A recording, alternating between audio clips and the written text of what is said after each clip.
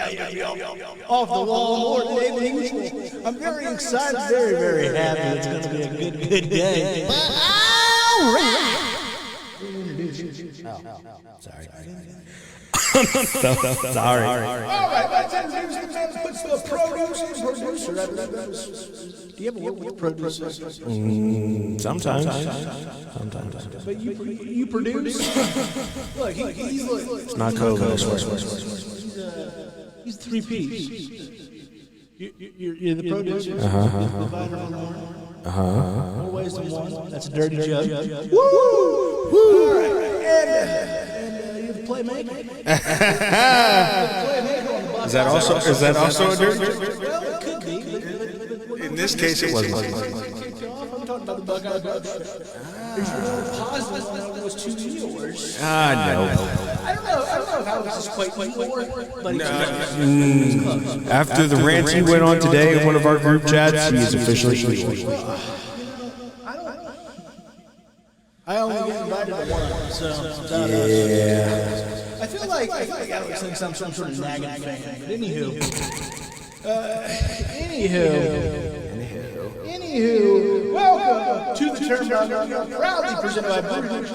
If you're wondering where the boss man is, he'll be here in about an hour. He's a father. He does great things. He's a father. So just doesn't like us. Of course, we're proudly on Turnbuckle on Facebook, the most large, off-the-wall Facebook lesson group I've ever been seen. It's going to be something I have to explain at the gates going, I didn't pretend any of those offensive memes, Jesus, I swear. I did not have anything to do with those memes. Attaboy. We love you, Bill Clinton. All right, so we are live in the living color right here.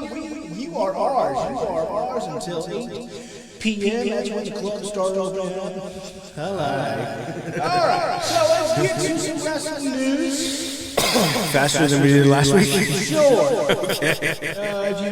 If you caught last week's edition, Buckeye Bro Show meets to the Turnbuckle. there's a lot of football, not a lot of wrestling to talk about, which I'm sure we'll still talk a little football, because let's be honest, even though it's out the devil, according to Bobby Boucher's mom, we just like well, America likes football. Oh, America. All right.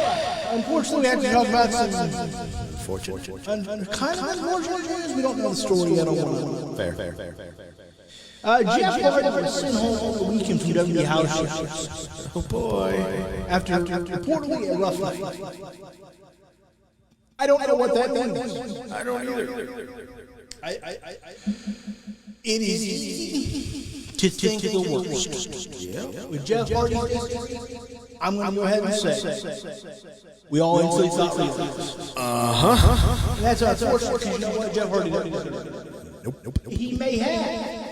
But that should be the first thought. But unfortunately, as an addict, we all wonder. Yeah. Well, the biggest thing was they said he randomly started walking into the crowd, and so it was one of those things where you're like, was he on something? Because I'm pretty sure we all, if you're a diehard wrestling fan or a pretty older wrestling fan, you've been around for a little while. We all remember Victory Road. And how just, I don't want to say embarrassing, but just how uncomfortable that was. He got messy by his own relationship. Right. And so, whenever you see actions like this out of Jeff Hardy, it is kind of hard not to immediately jump to that and have flashbacks to that moment of Jeff Hardy. My hope, and I know this is going to sound strange, I want that. My hope is that I don't want to be hurt, but I'm hoping that you realize, damn, something went way off there, and I'm getting out of here. It's a house show. I think Friday will be pretty telling because he's scheduled to team with Drew McIntyre against the Happy Talk crew. Yeah. That's not their professional name. That's what it's called. The HTC That way me and him can't copyright it. Yeah, it's unfortunate. I think it's the first thing we all kind of think of. And again, Jeff Hardy doesn't deserve that. Let me be honest on that. But it truly, it's hard not to think that. It's really, really difficult not to think, that the worst has happened. That he's had an unfortunate relapse. And if he has, that's awful. But he needs grace, and he needs forgiveness, and he needs some understanding. That does not mean he has. I'm saying if he has, people shouldn't be all, same old Jeff Hardy. Jeff Hardy's had a good, clean run for a long time. Mm-hmm. And addiction is always brewing. And so, again, we don't know at all if he's had a relapse. We pray. Matt Hardy said on Twitch last night that he spoke to Jeff, and that Jeff is okay. Jeff is at home. Now, what does that mean? I have no idea as far as where he's at. But people, if the worst has happened and he's had a relapse, Jeff needs to be shown grace and support. He should not lose his job. He shouldn't lose his job one bit. Let us know if we're echoing in the comments if you hear us. Let us know how the audio is. I think it's all good. But what do you think? If Jeff has relapsed, big if, what should WWE do regarding it? Another rehab stay, probably. But should he lose his job in his eventual push that he looks like he's kind of getting? I would say rehab is definitely the probable first course, because at this point it's either they send him to rehab or they release him. And who knows? And I almost hate that I'm going to say this. Maybe this is an attempt of Jeff Hardy to get them to release him so he can go elsewhere. Possibly. I don't think Jeff's that kind of guy, but at this point, I wouldn't be surprised if that's the route some people are willing to take to get out of there. I got to tell you, I think if he wanted out, I think he would just ask Vince to get out, and I think he'd let him out. Possibly. Out of the group, because Vince, the one thing we all agree about Vince is he has great respect for the guys that have been around a long time. And Jeff Hardy is one of those guys. Right. So I think if he wanted out specifically, that I don't know if he would be released today, but I think Vince would certainly be willing to, all right, here's when your contract's up, or maybe we can renegotiate that and send you off the right way, because he certainly did when he wanted to go to Impact, when he wanted to go to TNA. Right. Remember he did the CM Punk storyline and all that. And he was much hotter in the business than he is right now. And yet Vince was like, okay, we're not re-signing, fine. Art Franklin, we think we have it fixed. Hope so. Let us know in the comments. Those damn technical difficulties.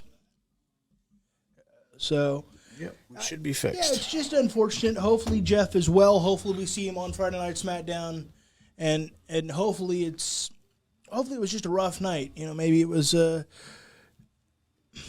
bad mental health night. Maybe it was. Let's not assume the worst. I think Jeff deserves that. Again, I'm not saying that he didn't relapse. I have no idea, but neither do you. And if he did, the people that will go, oh, same old Jeff Hardy, shame on you, because addiction's a battle that never goes away. And he's had a great, think about how long he's been sober. Thanks, Art. We appreciate it. Think about how long he's been sober since the TNA days.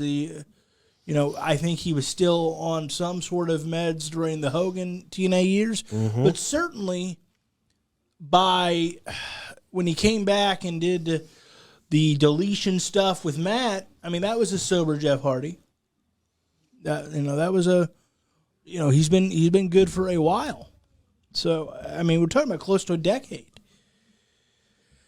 So I think people just need to, people need to show some grace, and let's wait and see on all the facts. Yeah. Would you agree? Any final thoughts on that before we move on to another TMZ like topic? No, I agree with you. Especially at this point, the best thing they can do for him is send him to rehab.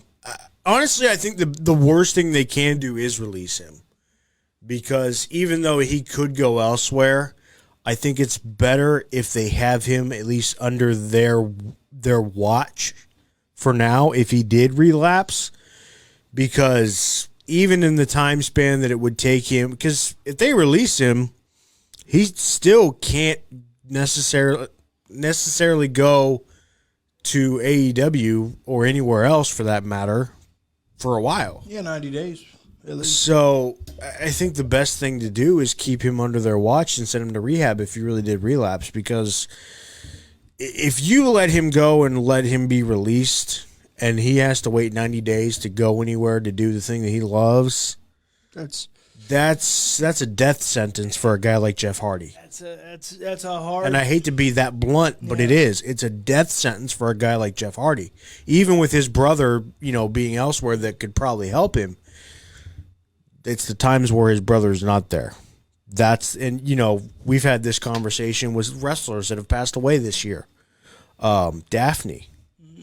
It's the times where people aren't around where it can be very detrimental. And frankly, that's what we're worried about with Nate. Ric Flair. Right. We're worried Absolutely. about where he's at mentally, because of he's not being Ric Flair, the kind of character now. Mm-hmm. Even though they're kind of one and the same these days. But I'm talking about being able to perform and really be the Nate. Yeah. So it is concerning. Again, let's hope that there has been no relapse. Let's hope he had a bad night mentally, or let's hope he had a minor injury that is very, very minor and will take very little time to recover from. All right. On to the next thing. Speaking of Flairs.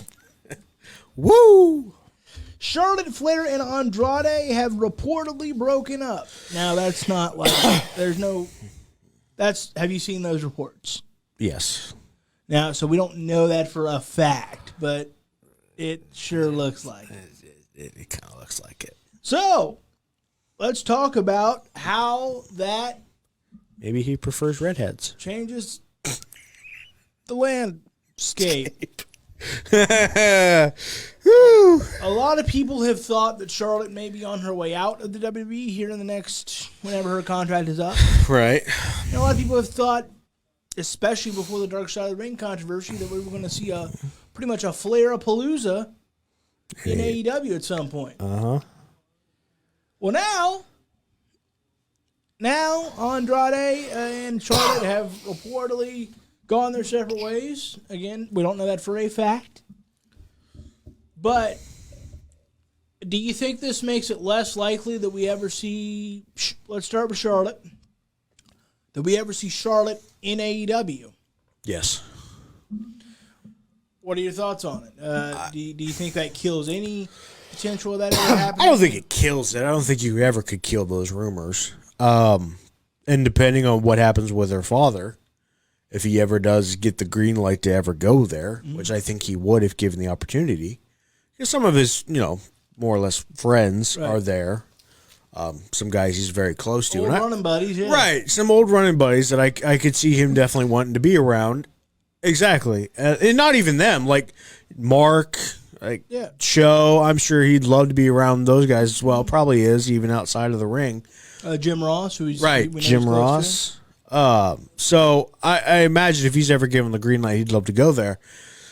But I don't know. I with her, I just can't see it. The only thing is, I definitely don't think you could ever kill those rumors, simply because there's going to come a point where I feel like she's going to get to a mindset where, okay, I've done everything here. maybe I should go somewhere else. And rightfully so. And that would be a fun new challenge for her. So it really just depends how bored she gets. Not so much about the Andrade thing, but it really depends how bored she gets. Well, when she talked about it a few weeks ago, she said something along the lines of paraphrasing, "Why would I do all this work just to leave?" Yeah, and that's a good point. That headline, yeah. I can't remember exactly what she said, but it was something close to that. Right, I don't remember the full quote, but yeah. But essentially, why would I do all this work just to leave? And I think that's a fair statement. Like, I mean, legitimately, you look at the work, and I know people are upset at the fact that it's been the Becky and Sasha and Charlotte show for like 3 years, 4 years now. But you look at the work that they did to put women's wrestling, at least in that company, on the map, and possibly on the map in general. Yeah. Well, I mean, she has the biggest spotlight she could probably ever attain, maybe minus AEW at this point, to grow women's wrestling. Why not? Well, I also think that just like there's lifers in every company. Yeah. It's very possible that despite recent disagreements or communication issues, that she considers herself a WWE, lifer. It's tough. We call them WWE guys when we're talking about men, but kind of a WWE gal. Maybe she considers herself that she has to continue this brand and continue to be a part of all that. Because and again, this is why I really stopped at the idea of Rick saying, "I'll never go back to WWE. I don't even want him to do a package on me when I die." They will, and they should, and they'll do a great job because that's what they do. You'll even get the 10-bell salute if you shut up. So it's one of those things where, yeah, there's fun opportunities in AEW. I mean, Charlotte Flair versus Britt Baker is the first thing that comes to mind. But maybe, because again, and I know people are going to say, well, you're just a WWE homer. And to some extent, that is true. But I have a hard time believing, folks, that you can tell me that AEW is a bigger spotlight than WWE currently is and probably ever will be. When you're in the WWE, you work for the top company. I don't mean from a moral standpoint. I mean from a star standpoint, from a notoriety standpoint. Mm-hmm. Everybody in this world that's a wrestling fan knows who the WWE is. Everybody in this world who's not a wrestling fan knows who the WWE is. You cannot say the same for AEW. Maybe in 5 years, maybe in 10 years, you can. I don't know. But right now, you can't. And so I wonder if she's like, look, it's the biggest you can be. It keeps the Flair name in WWE. I also think if she's staying in WWE for the long haul, I think it makes Nate more likely to, all right. I know. Because I think, purely speculative on my part, I think for a while there, especially after Rick left WWE this past August, I think there was this idea of, for lack of a better term, kind of a Flair takeover of AEW. Not really, but like them becoming huge pieces of the AEW puzzle. Andrade, a very talented up-and-coming star, despite the marbles he has in his mouth. And Charlotte Flair arguably being the greatest women's wrestler of all time, and Ric Flair arguably being the greatest men's wrestler of all time. I mean, I think it made a ton of sense. And I think that Rick and Charlotte, for that matter, and Andrade would all be lying if they didn't at least say that crossed their mind, especially when Rick was granted his release. This, I think, changes that, because if she's staying in WWE for the long haul, and that's a big if. I know her contract reportedly has multiple years left on it, but we have to see, what is multiple years. Is that 2? Because that's not really the long haul. That's a while, but it's not the long haul. But if she's in WWE for the long haul, is Rick truly willing to go to AEW and compete with his child in a way. I doubt it. Maybe I'm wrong, but I doubt it. I wanted to see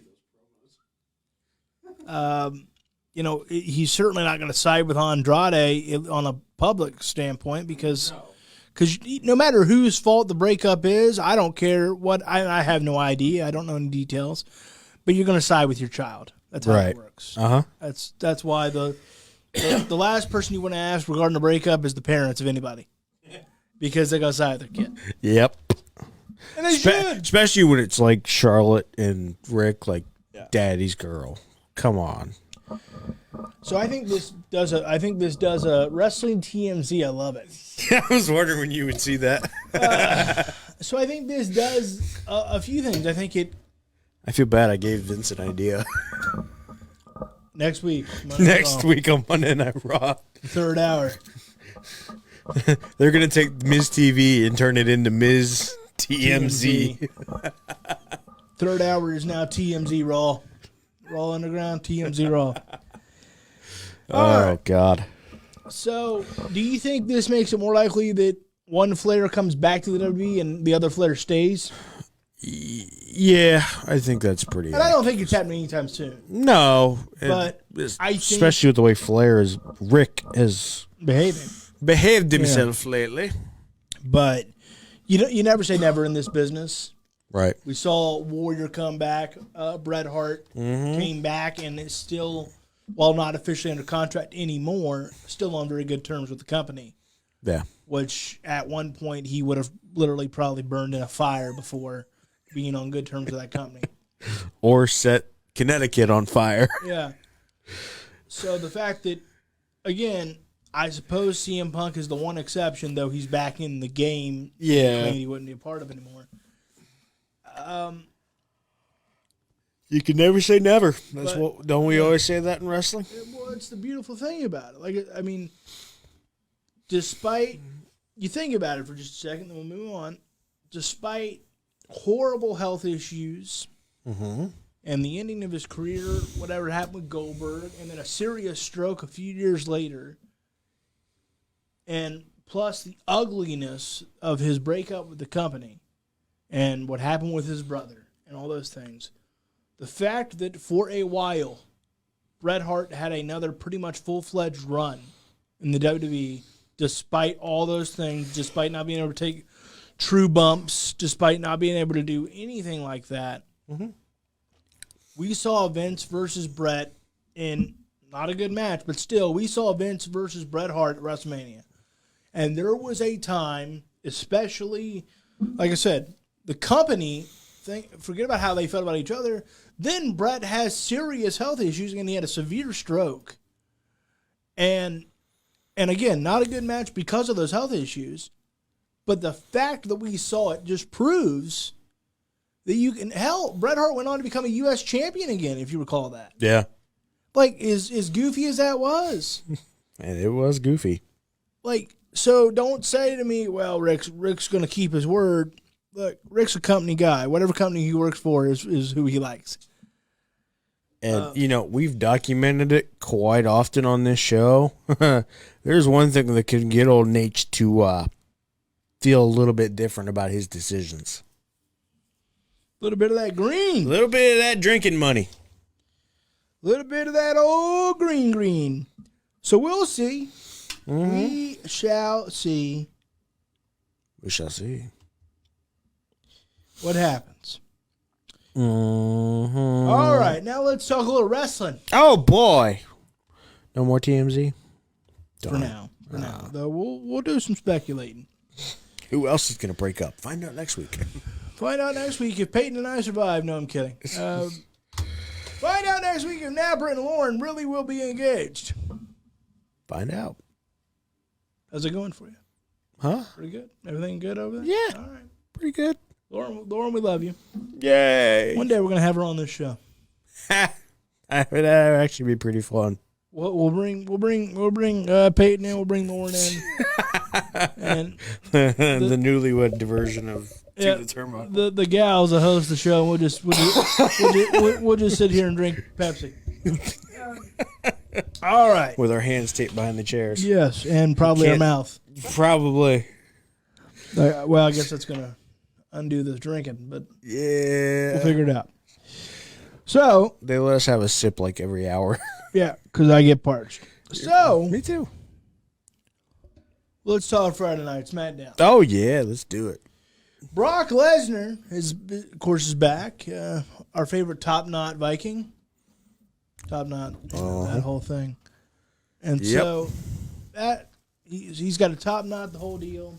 He demanded that Sami Zayn challenge Roman Reigns immediately. That did happen. Sami then took the big L. Mm-hmm. So, my question to you, sir, is what do you think of it? And then what do you think of this report that we're going to see multiple Roman and Brock Lesnar matches when we've already seen it 45 times? Well, we got to get to 50, right? I hope not. Like they're great matches, but if you have steak every night for dinner, Uh-huh. you're going to be in some trouble.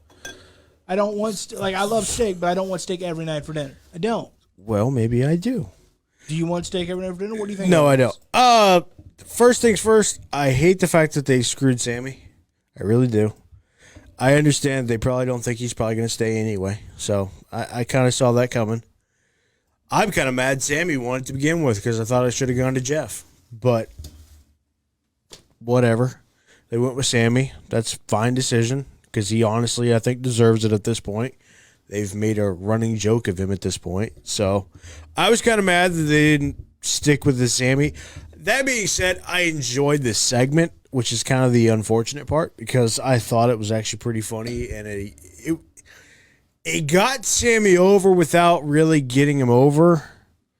Like, you could say that Brock buried him, but I really don't think that's the case. Mm-hmm. I really think they did try to put him in the spotlight as much as possible without giving him a title. So on one hand, they did try to do him a little bit of a favor. The only problem is what happened in the match. Yeah, and he got mauled. Like, you can't even call that a beating. That was a mauling. And so it was counterproductive because they did so good at letting him have a segment with Brock Lesnar, only to basically metaphorically and almost actually literally kill him in the same show. Why? Well, I'll tell you what. We'll marinate on those questions for just a moment, and then we'll get into the what do we think of the multiple matches. What we're going to do is let's take a quick break. Mm-hmm. Let's take a quick break, and then we'll come back here in a few minutes, and we'll talk about what we think of Brock versus Roman reportedly happening multiple times and all those things. So please stay tuned right here to the Turnbuckle, presented by Bruiser Nation Productions, right here on Heel Turn Wrestling. We're also cross-platforming with Score on our network, and we're on our own personal Facebook page, To the Turnbuckle. Please stay tuned. We'll be back in just a few moments.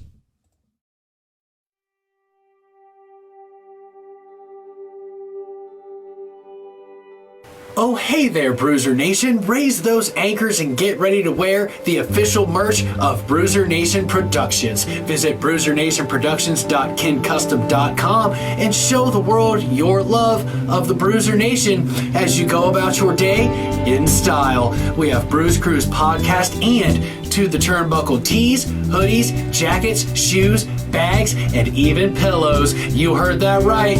Pillows. That's bruisernationproductions.kincustom.com. Once again, bruisernationproductions.kincustom.com. And remember, Bruiser Nation, stay good, because I'm always good.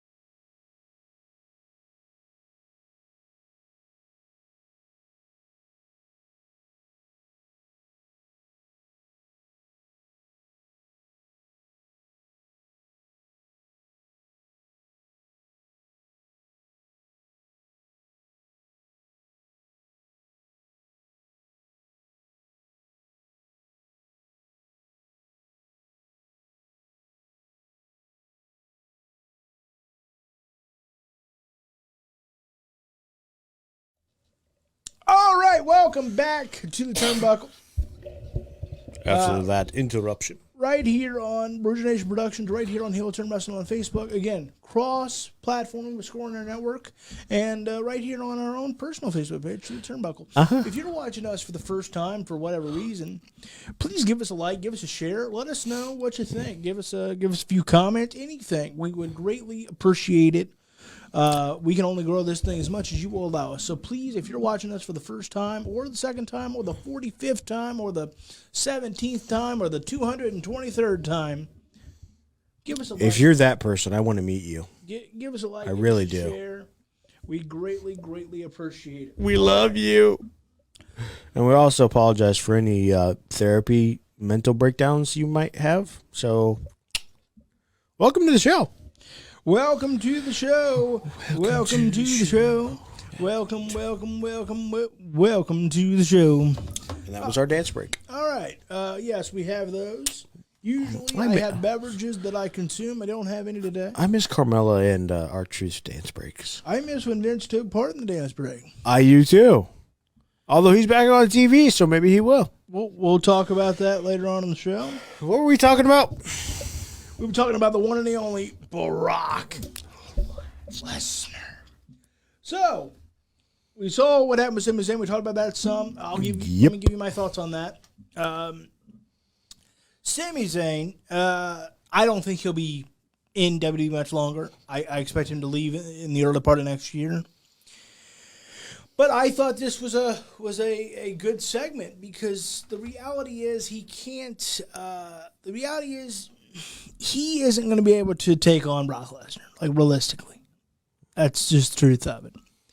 I would have loved it if they somehow would have swerved us and he wins against Roman. Because, again, not because I think it's like the right thing, but because chaos. Some men just want to watch the world burn. I want to watch the world burn. I want to see something, whoa, didn't see that coming. Same thing with Liv Morgan last night. I wanted to see her win. Yeah, I did too. Because I'm like, why can't we just do something? Why can't we have nice things? Liv Morgan being champion is a nice thing. It's a very nice thing. Liv Morgan is a nice thing. Is a very nice. She's not a thing, sir. She is a woman. She's a nice one. Mm-hmm. God bless. So, I love you, Peyton. Love you, Lauren. So, we're going to hell. Probably. So, let's go back to Lesnar. Okay. The reports are we're going to see multiple. Let me read it off just right. Roman Reigns is going to take on Brock Lesnar day one. We already know that. It was noted by Dave Meltzer. Of course. That the Lesnar versus Reigns main event at WWE Day 1 is just one of the matches in the series, which is planned to be a multi-match series between the two. What do you think about Brock Lesnar versus Roman Reigns multiple matches? I don't like it. Why? Well, okay, I take that back. I like it, but I don't. The reason I don't like it is because, like you said, we've seen this 45 damn times. What the hell? Seriously? We have to do this 50 more times? Like, come on. I think the reason it's so frustrating is because if it's multiple matches, there's a strong possibility one of those is going to be at WrestleMania, which we have seen, as you pointed out, not really, but 45 times. Why? Right, hyperbole. Could be 17, could be 32, could be 43. It was like 5, but, we got to exaggerate because it's been 45 times. So it's frustrating from that standpoint. The only reason I say I do kind of like it is because that means we're going to get more of this Brock Lesnar. And I do like this Brock Lesnar. I'm intrigued by this Brock Lesnar, and I like the way this is going, and I want to see if they can pull it off. Well, I'm conflicted. Like, I love this Brock Lesnar. Yeah. It's it's arguably the best Brock Lesnar ever. Possibly, yeah. It's certainly the best character. It's certainly the best babyface. Yeah. And it's the best character development he's ever done. And it's certainly the best he's ever done on his own. especially on the mic. Relatively, he's on his own. I'm sure Heyman's feeding him a lot of lines, but Probably. But as far as he has to go out there and kind of do it himself. I mean, he's got to cut it. Yeah. I'm conflicted. On one hand, to their credit, Rock and Broman always put on bangers. Uh-huh. Some are better than others, no doubt, but I can't think of one time that I thought, boy, that was lackluster. No, I can't either. I know Brock probably hates what was the one? There was one of the WrestleManias. Didn't he throw the title after he won it? Yeah. He threw it at Vince. Yeah, that was 34, I believe. Yeah. New Orleans. And Vince goes, oh, but if you watch the but made yourself laugh? Yeah, just because I'm thinking of Vince yelling it. But I can't really yell it because we're not supposed to, but we've said worse. Yeah, we have. So my thing is, I'm conflicted. On one hand, great matches. Badass matches. On the other, where's it go? You can only false finish so many times. Right. And that's the thing. At some point, you got to imagine Brock's either going to beat him, or that means you're telling me you're going to have Brock lose every single match that they have. Which means, again, that Roman gets into Hulk Hogan territory, which is right. who the hell beats the guy. Because if you beat Brock Lesnar like 4 times or 3 even 3 times in succession, there's nobody that can beat you. And not, I'm sorry, not even The Rock at that point is believable. Because let's keep in mind that I know that The Rock's a WWE icon. Right. But let's take a step back for a second. The Rock hasn't had a genuine match. Like, he had the small 30-second thing at WrestleMania 32. Mm-hmm. But other than that, when's the last time he had a genuine, other than beating Eric Rowan for a half a second? Poor Eric. Poor Wyatt family. Yeah, very true. On that front, they did some great things, but on that one, that was like, it's one of those. Well, you get the rub because you're working with The Rock. Maybe if I get something in, he rock bottomed me in 2 seconds. Come on. The Rock hasn't had if memory serves, The Rock hasn't had a true, genuine, full-fledged match since WrestleMania 29 against John Cena. Right. If I'm not mistaken. Oh, I forgot to take the TMZ off. All right. So if I'm not mistaken, that's the last time he really, genuinely had a true match. Right. I would agree. So, we are building towards WrestleMania 37. Mm-hmm. Or 38. What is it? I think it is 38. Yeah, 38. Okay. And then some say the match may not happen until WrestleMania 39 in LA, right? Yep. You expect me to believe that he's going to lay out the game 10 years and he's going to come back and be the best you've got? Yeah. And the sad thing is there's only one other guy. Actually, there's 2. One, I don't think they could make believable at this point, even though he is who he is. But I also think he's just flat out done anyway, so it doesn't really matter. But Taker is one to finally get that retribution for winning. But that also means you're giving him the flipping title. See, I think you'd be. I've said this for a little while, as you recall. I think you're best served to have Taker lose this year. Yeah. I do. I think you. I've said that. Number one, I don't think Taker should have his last match in front of nobody. No. I've made that very clear. Number 2, I don't think he's had his last match. I know they believe that. They're not lying to you. But something comes up sometime. Even Rick, actually, on his podcast recently, was asked the same question, and he flat out said he thinks he's done. So, we'll see. The other one was Triple H, but with everything he's got going on with his health issues. You're in it, like... Because if you have the boss man beat him, it's like, okay, whatever. Like, they can make that work. There's only... It's so tough because the way you've built it and the way you're going to continue to build it is, again, I don't think you do have Taker win. I don't. If you ever have that match again, I think again, like I said on the show, I think it might have been a month now. Mm-hmm. I think you haven't beat the holy hell the Undertaker. I think you uncomfortably. That way, Taker has one more match and can really do the job for him. Mm-hmm. But like you let him get his stuff in, but at the same time, yeah, like he hits beats the shit out of him. Right, he hits one tombstone or something like that, just for nostalgia's sake. Yeah. But other than that, I think he just obliterates him. Do I think that ever happens? Probably not. I think it's much more likely we see Taker do some sort of nostalgic thing at a Saudi show down the line. Mm-hmm. I know that they say he's retired, and I believe that. He kind of did. The nostalgia thing is. Yeah, Pitbull. They're not lying to you. I'm not suggesting that anymore. They truly. I'm saying something. Hey, this is a really cool offer. Do you want to try this? Sure, I think that's possible. We'll see. Anyway, we're not here to talk about that at this moment. Nope. My thing is Brock the guy to beat Roman? I think yes. Yeah. I think he is because, like you said, if Brock Lesnar loses 3 to 4 straight times against Roman Reigns, who is it? You have devalued Lesnar. You have devalued Lesnar, and then you've made Roman again the modern day Hulk Hogan because who the hell can beat him? Who the hell could possibly beat him if Lesnar can't get it done? Here's what I do. If I am booking this cluster, mm-hmm. because I don't think you should have multiple matches. I think day one should be it. Mm-hmm.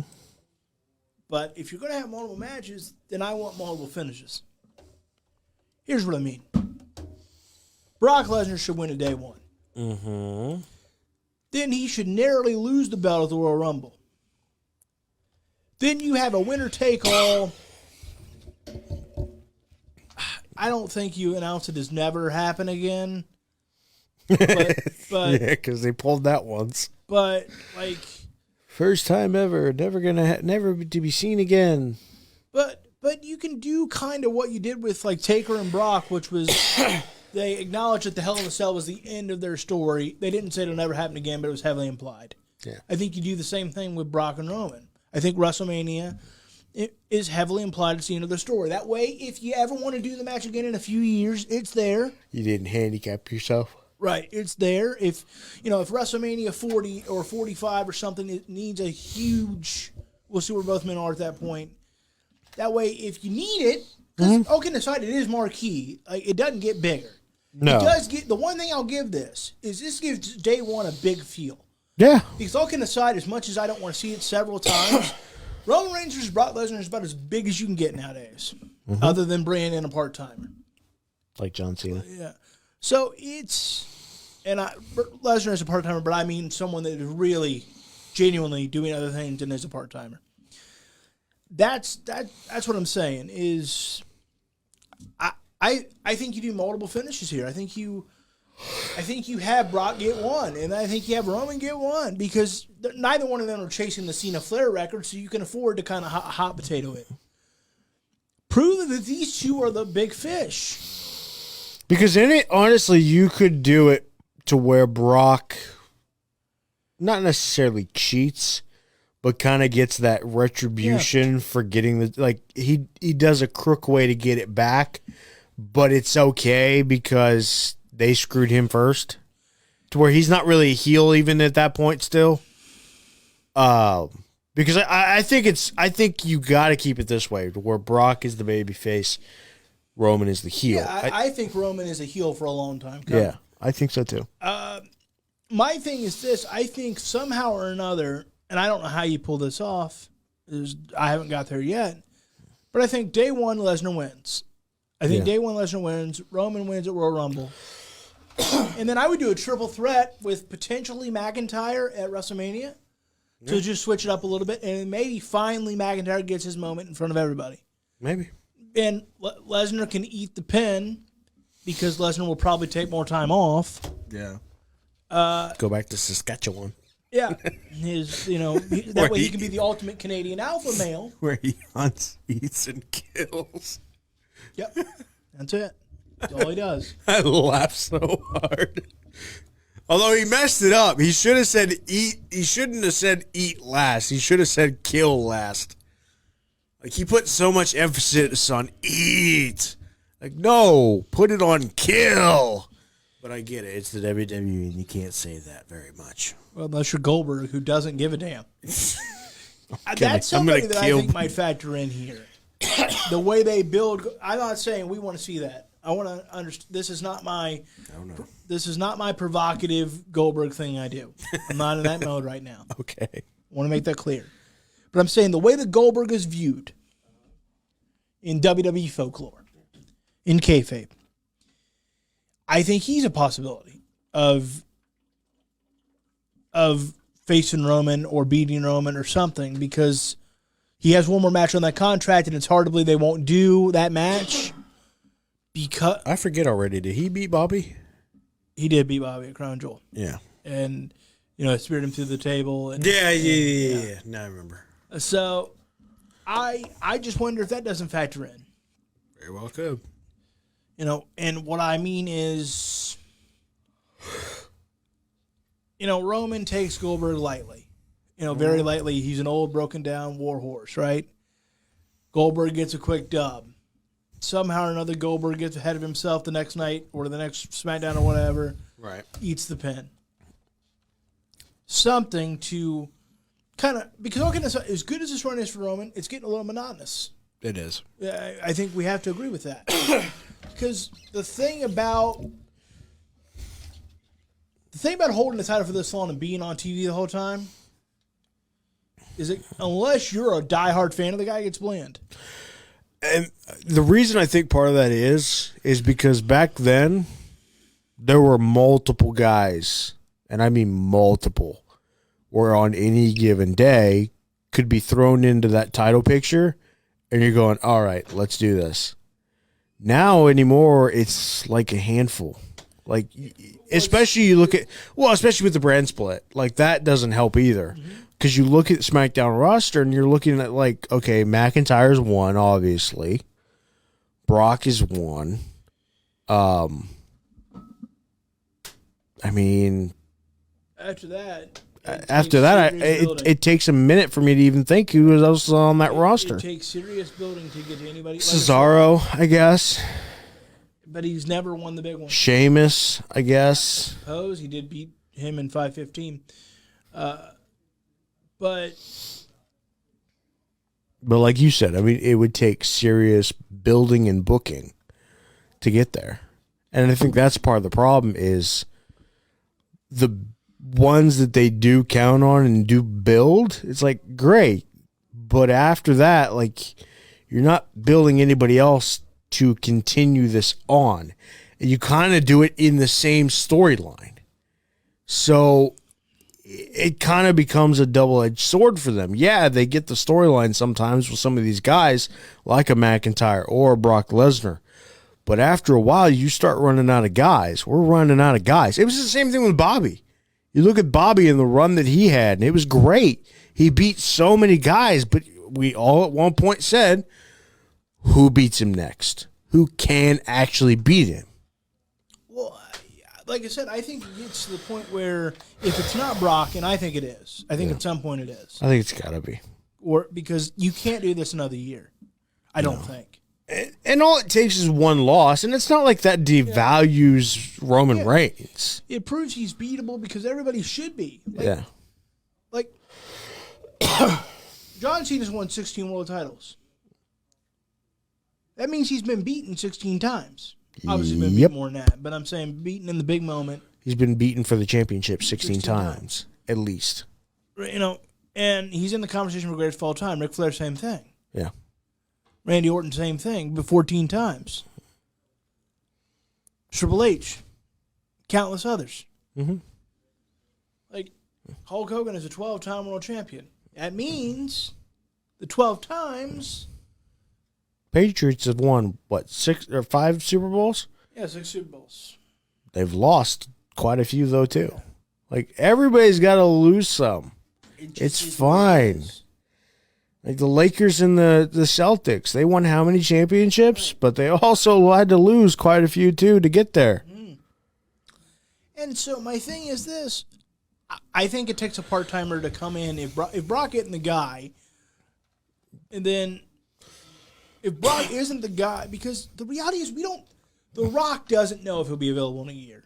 No. He doesn't. Even if he tells you he will be, if he gets a great offer, he's going to take that offer. And I begrudgingly respect that. Begrudgingly. Plus, another year from now, he's neck deep in the XFL. That's true. I didn't even think about that. He's the new owner of the XFL, which means I have to figure out if I'm going to support that. Oh, I will. Well, you don't hate the guy. No, that's true. He did kind of steal Vince's baby. So. But I probably will support it because I like football. I like football, too. And I wouldn't mind an alternative to the NFL because the NFL gets a little... Yeah. Although this year has been interesting. Yeah. So my thing is this. We don't... I'm going to give him the benefit of the doubt, but there's no way that The Rock has any idea if he's truly available. He can say he is. You don't know where your projects are going to be, what you're going to be doing, what might happen. There is no way of knowing. Nope. And so... And honestly, that coin could be flipped to the other side. We talked about it last week. Roman's possibly looking at making that jump. So we don't know what his availability is like. And so if you can't pull the trigger now, then you may not ever have that. You're not going to, you're probably not ever going to be able to pull it anyway. So, that's where I wonder, that's where I genuinely wonder is, do you get a part-timer involved that's not Brock, if Brock hitting the guy? Do you get Goldberg to get a hook or crook win real fast? Because you can make the argument, well, I wasn't ready because, he does the boom, boom, boom, and that's it. Mm-hmm. Does John Cena somehow get back involved and you give him the belt for a half a second a night just to beat the record? I'd be okay with that. I don't know. But the reality is, in my view. Go ahead. Say what you're going to say. It's all right. Cena, Lesnar, Roman. All at WrestleMania. Why not? I mean, that's the big. That would be on actually even better. Cena, Roman, Lesnar, Steve Austin. I think Steve Austin's going to host. I think so too. But hey, if he's the host, he can put himself in matches. Sure, he could. I mean, look. Technically they didn't put themselves in the match, but look what the New Day did when they were the host. They booked a new opponent. All of a sudden, they signed the Hardys to contracts. so anything's possible. My thing is, though, if they go with a triple threat like that, it's the biggest WrestleMania event potentially of all time. Yeah, big time. At least the biggest since Hogan and Andre. I mean, it's Texas, of course. They got to go big. You do. You just wonder. But I think Brock Lesnar should be the guy, because if Brock Lesnar is not the guy, then who the hell is the guy? The guy. Now, I want to say this. I think he should agree to keep working the schedule he is, which is apparently more than we're used to. Because the fact that he's already back by now is surprising. I thought for sure he wouldn't be back till the Rumble. I did too. So if he's going to, let's say there's 14 pay-per-view events a year. Mm-hmm. If he agrees to work 6 to 7, put the belt on him. Yep. Anything less than that? No. Nope. And I mean, I'm hoping for more than 6 to 7, but I'll take half. I'll take half because I respect the fact that probably for Brock's mental health, he can't be out there full time, or else he's going to end up on TMZ. So that's my thought. What do you think? Let us know, Bucket Brigade. Is Brock Lesnar the guy to beat Roman Reigns? Is he it? I think he is, because let's not forget that Brock Lesnar is the greatest athlete walking the face of this earth, in my opinion.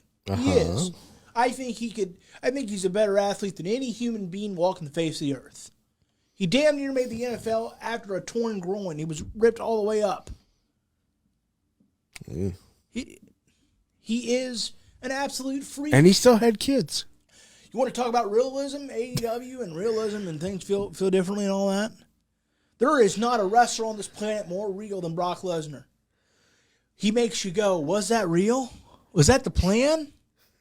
I'm talking about diehards like us that know everything. That actually makes me think of the interview that Heyman did one time for Inside the Ropes, where he tried to plant the seed in everybody's head that maybe, just maybe, Brock Lesnar decided, I'm going to take some liberties.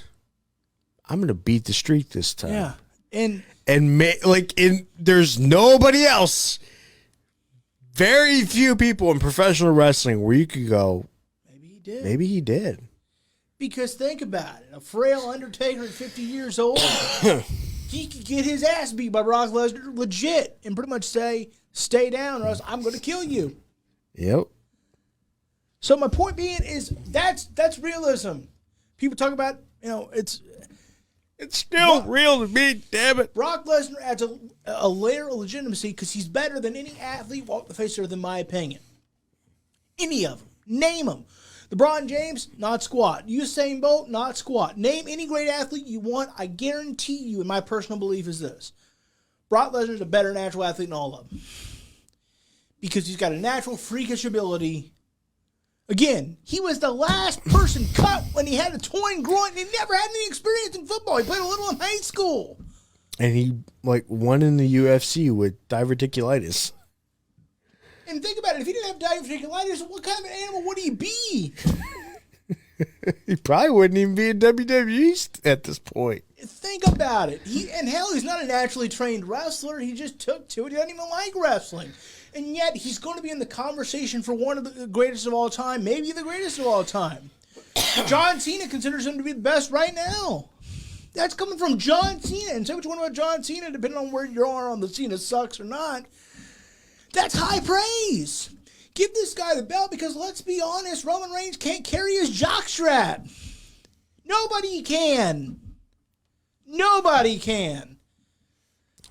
And hell, he's only getting better because guess what? He did his damnedest to make Drew McIntyre. He did his damnedest to make Sami Zayn Friday night. He's only getting better. So the fact that quote-unquote past his prime, he's getting better. Think about it. He made a babyface turn when nobody thought he was ever going to talk by himself ever. Think about it. He's going to go down because of his part-time schedule and his very, very little part. He only had 2 full-time years. Right. He will go down, in my opinion, as one of the most underrated of all time. As far as drawing ability, as far as selling ability, there's nothing he can't do. He's a natural at it. Imagine if he actually cared. All right. Yeah. So we'll see what happens. Is the main man ready? No, not yet. No? Oh, well, stupid son of a... I know. Okay. All right. Any final thoughts on Lesnar before we move on to War Games? No, not really. Should Brock Lesnar beat Roman Reigns? If so, when? Yes, I would say day one is probably... I like your idea. Day one, either that or it's got to be the Rumble. It's got to be the one in the next 2 matches. But what a great day. I mean, January 1st has got so much going on. I know. Rose Bowl. Outback Bowl. Great other football games. And then day one. Cincinnati, Bama. Buckeyes going to beat Utah? Oh, yeah. I think so. Yep. Don't think so. I'll tell you what, Alex doesn't think so. No, he doesn't. Alex thinks a lot of things right now that I don't know if I agree with. Where would your panic level be if the Buckeyes don't beat Utah? It depends who sits out, because I think there are going to be some guys that sit out. And that's let me tell you, that's travesty. It's the Rose Bowl. I know. Show a little damn respect. Yeah, well, draft and all that jazz. You're gonna get your money. Hell. Yeah, I know. For me, it depends who sits out, if there is anybody. It depends how badly they lose, because I do think Utah's a good team. Yeah, I think it should be a good matchup. It should be a good matchup. It depends. First off, it really depends how much they run over Ohio State, if they do. And then it just depends how much Ohio State gives up, because I think they can hang quite a few points on them. but it's how much they give up to Utah. Because defensively, right now, they're not great. I don't think they're terrible. They're not absolute trash like Alex would have you believe. But they're definitely not good. You deal with some of the most fair weather fans. I know. Because sometimes, and I say this to everybody. I say this about WWE, so this fits the wrestling. Oh, good. Truly. Are you a fan or are you a critic? Yes, acknowledge where your team, a WWE or an AEW or whatever, slips up and should do better. But then how about following that up with a positive comment? Right. I do not understand at all, fans that go and just do nothing but criticize and moan and complain. Are you a fan or are you a critic of anything? I don't care if it's Buckeye football, Penn State football, WWE, AEW. If all you do is criticize, then you're not a fan, you're a critic. And frankly, as far as football goes, every now and again, give a little credit to the other team. They're not playing a scrimmage. Right. This ain't the spring game. Right. Like, I don't understand. I truly don't. People that they watch WWE and they complain, or they watch AEW and they complain, or they watch this and they complain, and they watch NW. Like, if you don't like it, turn it off. Acknowledge where they fail. No doubt. I'm not saying everything is peaches and unicorns with what Vince books. Yeah. We talk all the time about where he falls. I think we do a pretty good job of that. Like, yes, we complain and we critique about the shows that these guys put on, but at the same time, like some of the other podcasts that I've listened to do, I feel like we do the same thing. We provide other alternatives for what they could have done for the stuff that we didn't like. Well, for example, I think we do a good job. Both of us acknowledge we'd rather not see multiple matches with Lesnar and Roman at this stage. But at the same time, same breath, it's exciting because you know they're going to put on great matches. Yeah.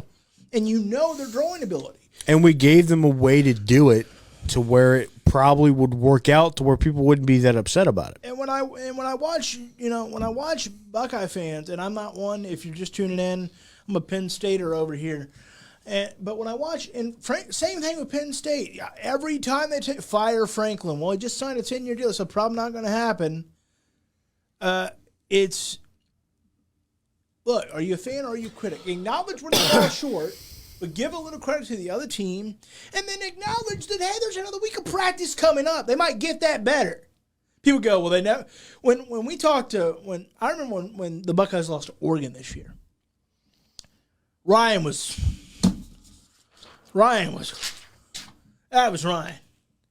Remember how downtrodden he was? Yep. When we did the red flag like 2 days after the Oregon game? Uh-huh.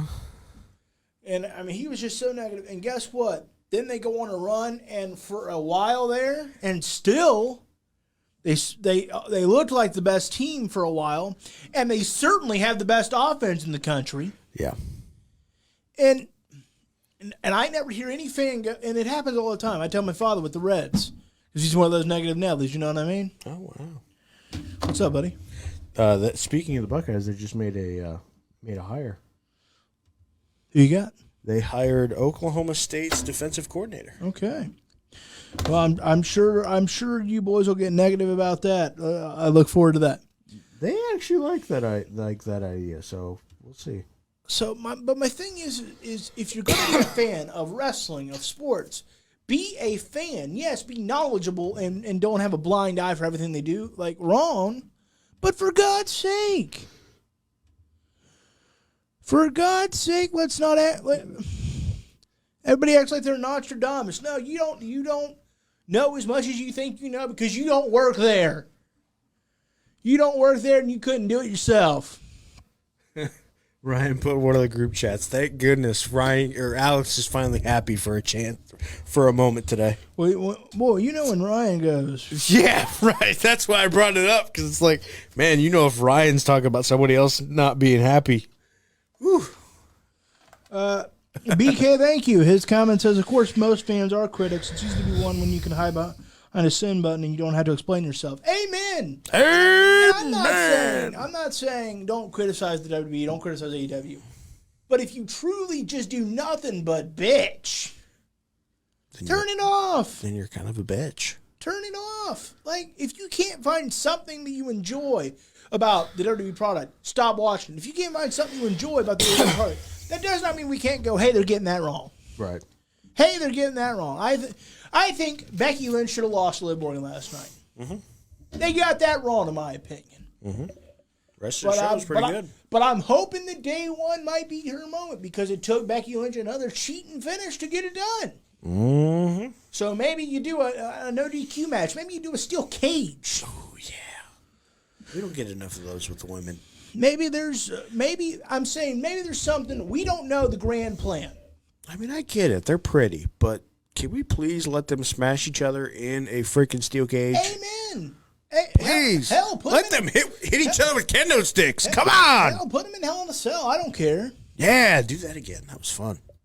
But I get so annoyed just because if you don't do something, we all choose to do these things. I choose for some reason to watch Monday Night Raw for 3 hours every Monday, unless the Bengals are on Monday Night Football. Right. We all choose to watch AEW. It is the way it is. All right, let's talk a little War Games. Okay. Another thing people want to criticize. Team 2.0 defeated the Team Black and Gold. I don't want to so much talk about the match. We will.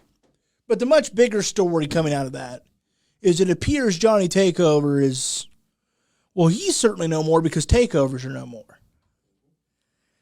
But it appears that Johnny Gargano, not confirmed yet, he'll even be on NXT tonight. But it appears that Johnny Wrestling is on his way out of the WWE. Do you agree with that? Yeah, I do. Unfortunately.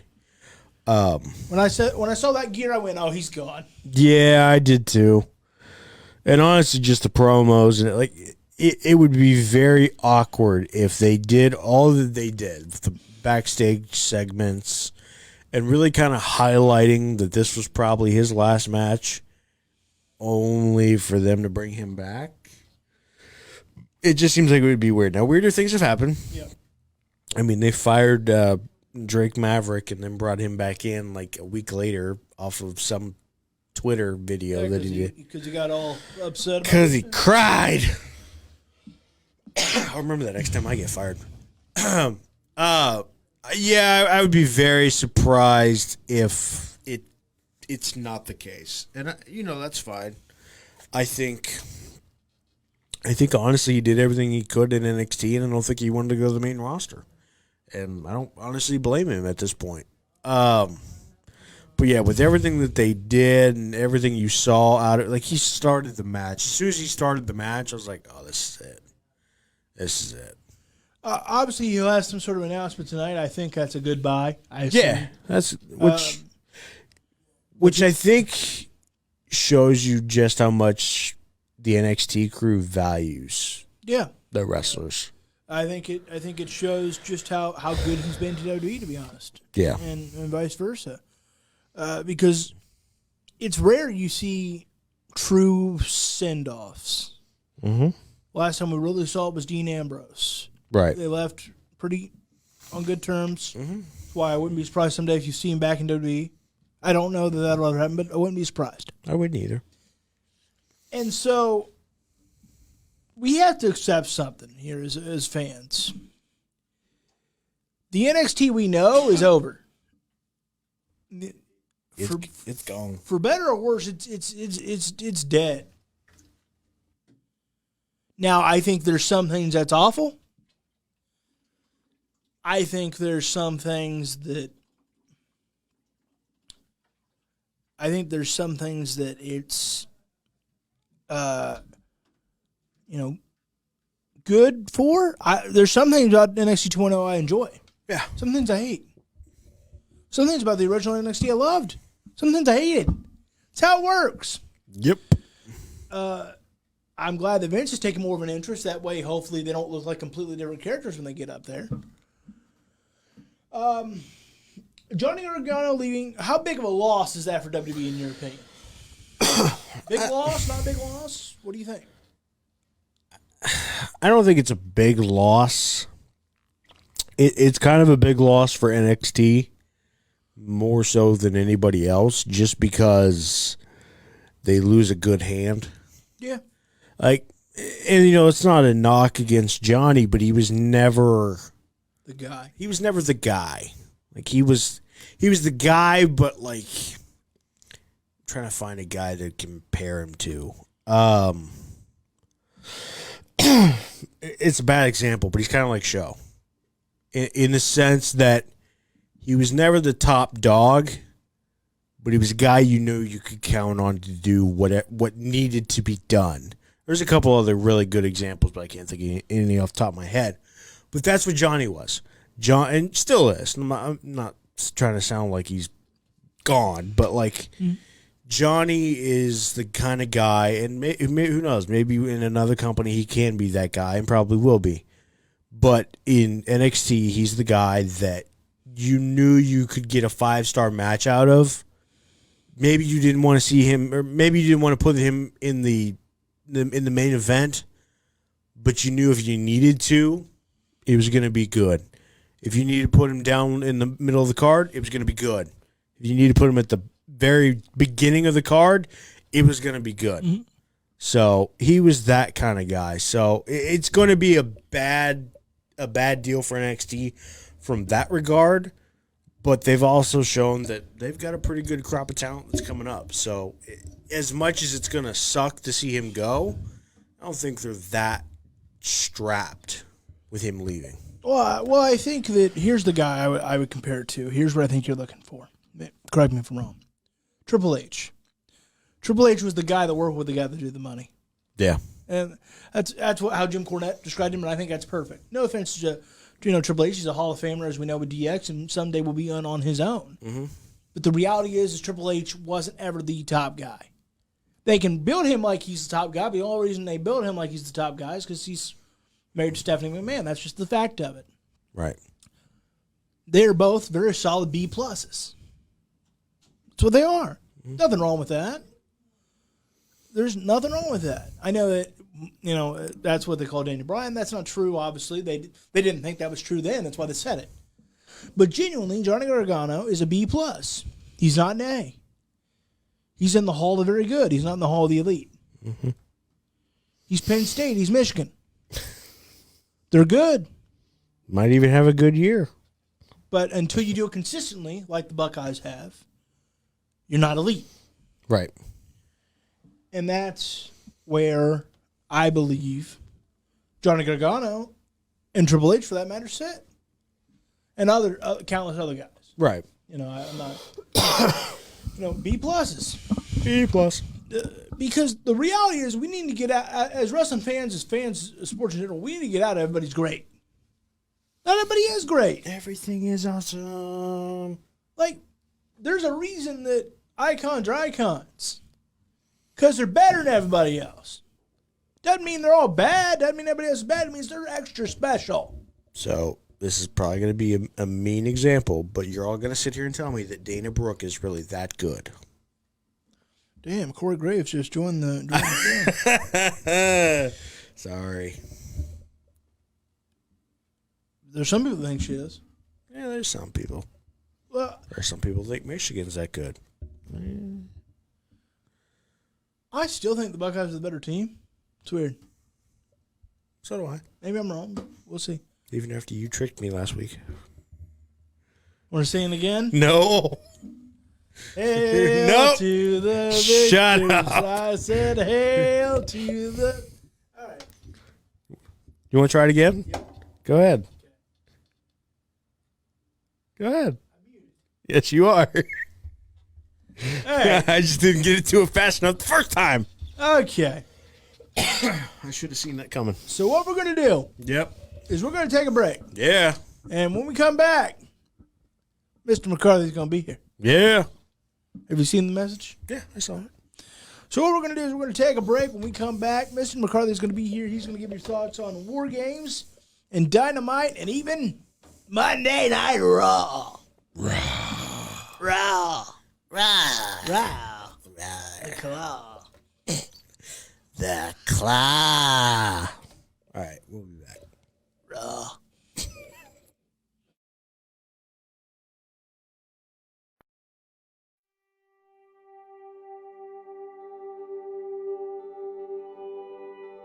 Oh, hey there, Bruiser Nation. Raise those anchors and get ready to wear the official merch of Bruiser Nation Productions. Visit bruisernationproductions.kincustom.com and show the world your love of the Bruiser Nation as you go about your day in style. We have Bruise Cruise Podcast and To the Turnbuckle tees, hoodies, jackets, shoes, bags, and even pillows. You heard that right.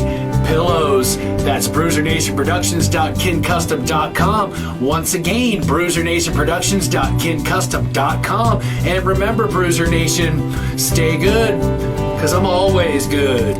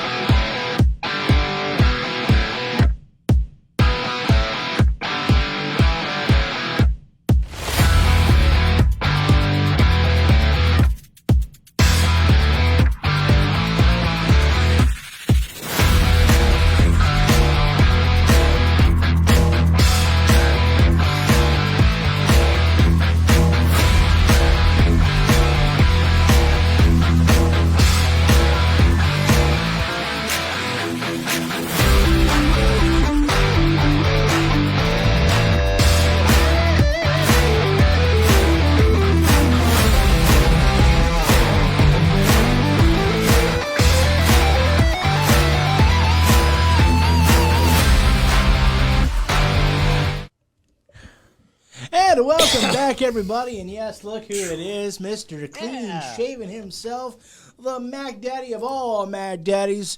He's getting more tail in the Mansfield area than you've ever seen, I can promise you. So, Mr. McCarthy, how are you, Minister? I am wonderful. I mean, busy as hell. I just came back from Lima. I think I got home a half an hour ago. Nice. So, yeah, your commitment to this show is incredible, sir. I try. The first thing I want to ask you about is not War Games. Oh, okay. I want to ask you about what are your thoughts on the Jeff Hardy situation, and then what are your thoughts on the Andrade and Charlotte Flair breakup? And I am not Random Pain, sir. Well, what? Why? So we'll start with Jeff Hardy. I hope it's just him pushing himself so far, and he was just worn out. I saw that Matt didn't really reveal anything. He just wants his brother to be okay, and it's his brother's story to tell. So I don't know what story needs to be told by Jeff. And quite frankly, he doesn't owe us a story. I mean, if he's fallen off the wagon, he's fallen off the wagon. It's not, addiction's a bitch. Whether it's alcohol, pills, cigarettes, you name it, it's a challenge, and it's an everyday thing. I don't think if that's the case, because I have no idea. He could have been worn out. He's been wrestling a lot more lately than he was before. But if it's the case of another substance abuse problem, no one should be chastising him. If he needs help and he needs to seek help again, he should seek it. And I'm 100% behind him either way. Addiction's a bitch, like I said. And people that have never been addicted to anything are never going to understand it. And if people that have been addicted to things chastise Jeff Hardy for this, well, then screw them. They know the struggle. Amen to that. If he needs help, hopefully he gets it again. It's like it's a daily battle. Sometimes you win it, sometimes you lose it. Amen to that. My hopes for Jeff is that he is worn the hell out from doing everything he's been doing these past few months, and he'll be back at it, next week. Let's hope so. We'll find out Friday, as he is scheduled to be in a tag match Friday with Drew McIntyre and the Happy Talk fellas. Oh boy, the Happy guys. I mean, it'll be great to see Jeff and Drew, but the Happy guys, gross. All right, another thing. Charlotte Flair and Andrade reportedly broken up. How do you think that changed the landscape? Can we kiss the idea of Charlotte Flair and AEW goodbye, or how do you view that? I don't think that was ever an option. At least not right now. I'm sure she's still got a few years on her contract. If anything, they're professionals. So if her contract does come to an end and they want her in AEW, I don't think a past relationship with Andrade El Idolo is going to cause any issues with that. At the end of the day, they're professionals. This isn't the first, and it won't be the last wrestling relationship that doesn't make it through. It is what it is. People move apart. Maybe being in different companies had something to do with their engagement falling apart. Maybe she's dedicating her time to wrestling and what's going on with Rick right now, and she didn't want to be in a relationship. That's always an option. It couldn't have. It very well may have been, hey, I love you, but right now I need to focus on my career and my dad. So there may be no, hurt feelings or animosity between the two anyway. Wouldn't it be something if old nature's caused yet another breakup in his life? Ouch. So, we'll see what happens there. All right, now let's talk War Games. War Games. What I want to talk to you about, though, is not so much the match, but Team 2.0 defeated Team Black and Gold. Well, the first things first, though, let's talk about the real headline. Do you think that was it for Johnny Gargano and NXT? Is he leaving WWE? What do you think happens with Johnny Gargano? And if he is gone from WWE, how big of a loss is that in your opinion? I think it's a huge loss. Out of everybody, he's definitely got a a lot of ties to AEW like a lot of the guys in NXT did. So that's a big what if right now. Is he going to take these 30 days, wait it out, and show up on AEW TV? The bigger question is what they lose in what he provided as a veteran player in this business. He can wrestle a good match with anybody. I mean, and that's just, everybody knows that knows wrestling, knows how good he is. I don't think he's a fit on the quote unquote main roster because they always do character changes and he doesn't need a character change. He showed that he can go heel, but still stay Johnny Gargano, just have a jerk attitude about it. He can be a huge baby face for AEW or on the main roster if they leave him alone. But that's the problem. They're going to start writing scripts for him. I don't think he wants that. I think he wants to be in a position to help the younger talent and have his character go the way he sees it should go. And I don't think they were willing to do that in NXT anymore. And if he wasn't willing to re-sign for longer than a week, that's a huge red flag that he doesn't really want to be there.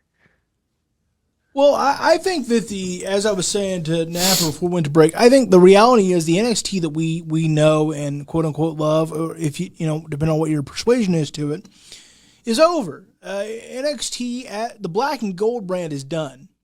It just is. Rightfully or wrongfully, it is. Vince and the boys have taken over. Now, I know they say Shawn Michaels is the guy running the show right now, which, boy, there was a time where that would have been unheard of. There was a time when he said Shawn Michaels is leading the show. My God, the ship's going to go off the cliff. So, there's proof people can change, that's for sure. People can change. Because in 98, if you gave him control to a car, it'd been dangerous. So, the reality is that NXT as we know it is over. Is some of that good? Is some of that bad? Yes.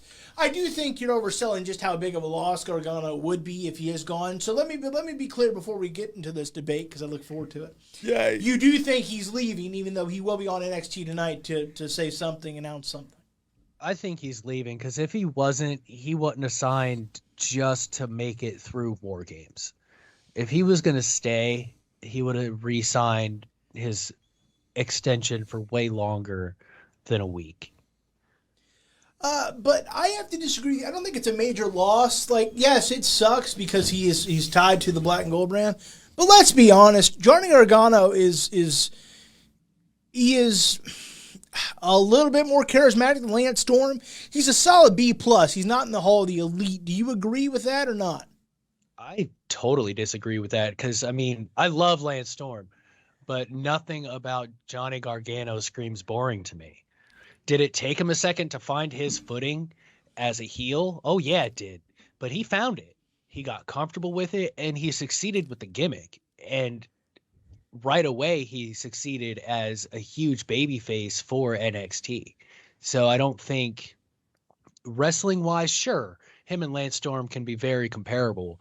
But as far as promo skills and personality-wise, he's above Lance Storm, and I'm sure if we had Lance Storm to talk to about it, he'd wholeheartedly agree with us. Look, I'd love to have Lance Storm to talk to about it. But let's be honest, isn't Johnny Gargano kind of Triple H-esque, as in he's the guy that works with the guy that draws a lot of money? Johnny Gargano is not ever going to be the face of any company.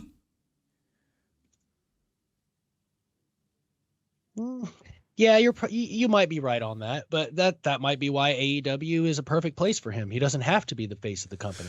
Yeah, but that wasn't the argument, man. That's the argument I'm going. We're trying to fight here. But frankly, I don't yeah, I think that's where he goes. But the reality is there's no room. That's the other problem is they really are starting to run into a problem of. Can we social distance some of these hires? There's no room. And you can say, oh, they'll go to Rampage. Rampage is only an hour long. And nobody cares about Rampage. It's the most irrelevant show of wrestling. I care. I wouldn't say it's the most irrelevant. All right. Impact Wrestling is the most irrelevant show on wrestling. More like Ring of Honor at this point. Now, Well, maybe. But yeah, Impact second closest. Like, I'm not, like, I watch Rampage because I'm a mark. That's what I watch do. Impact. Like, I'm a mark. That's what I do.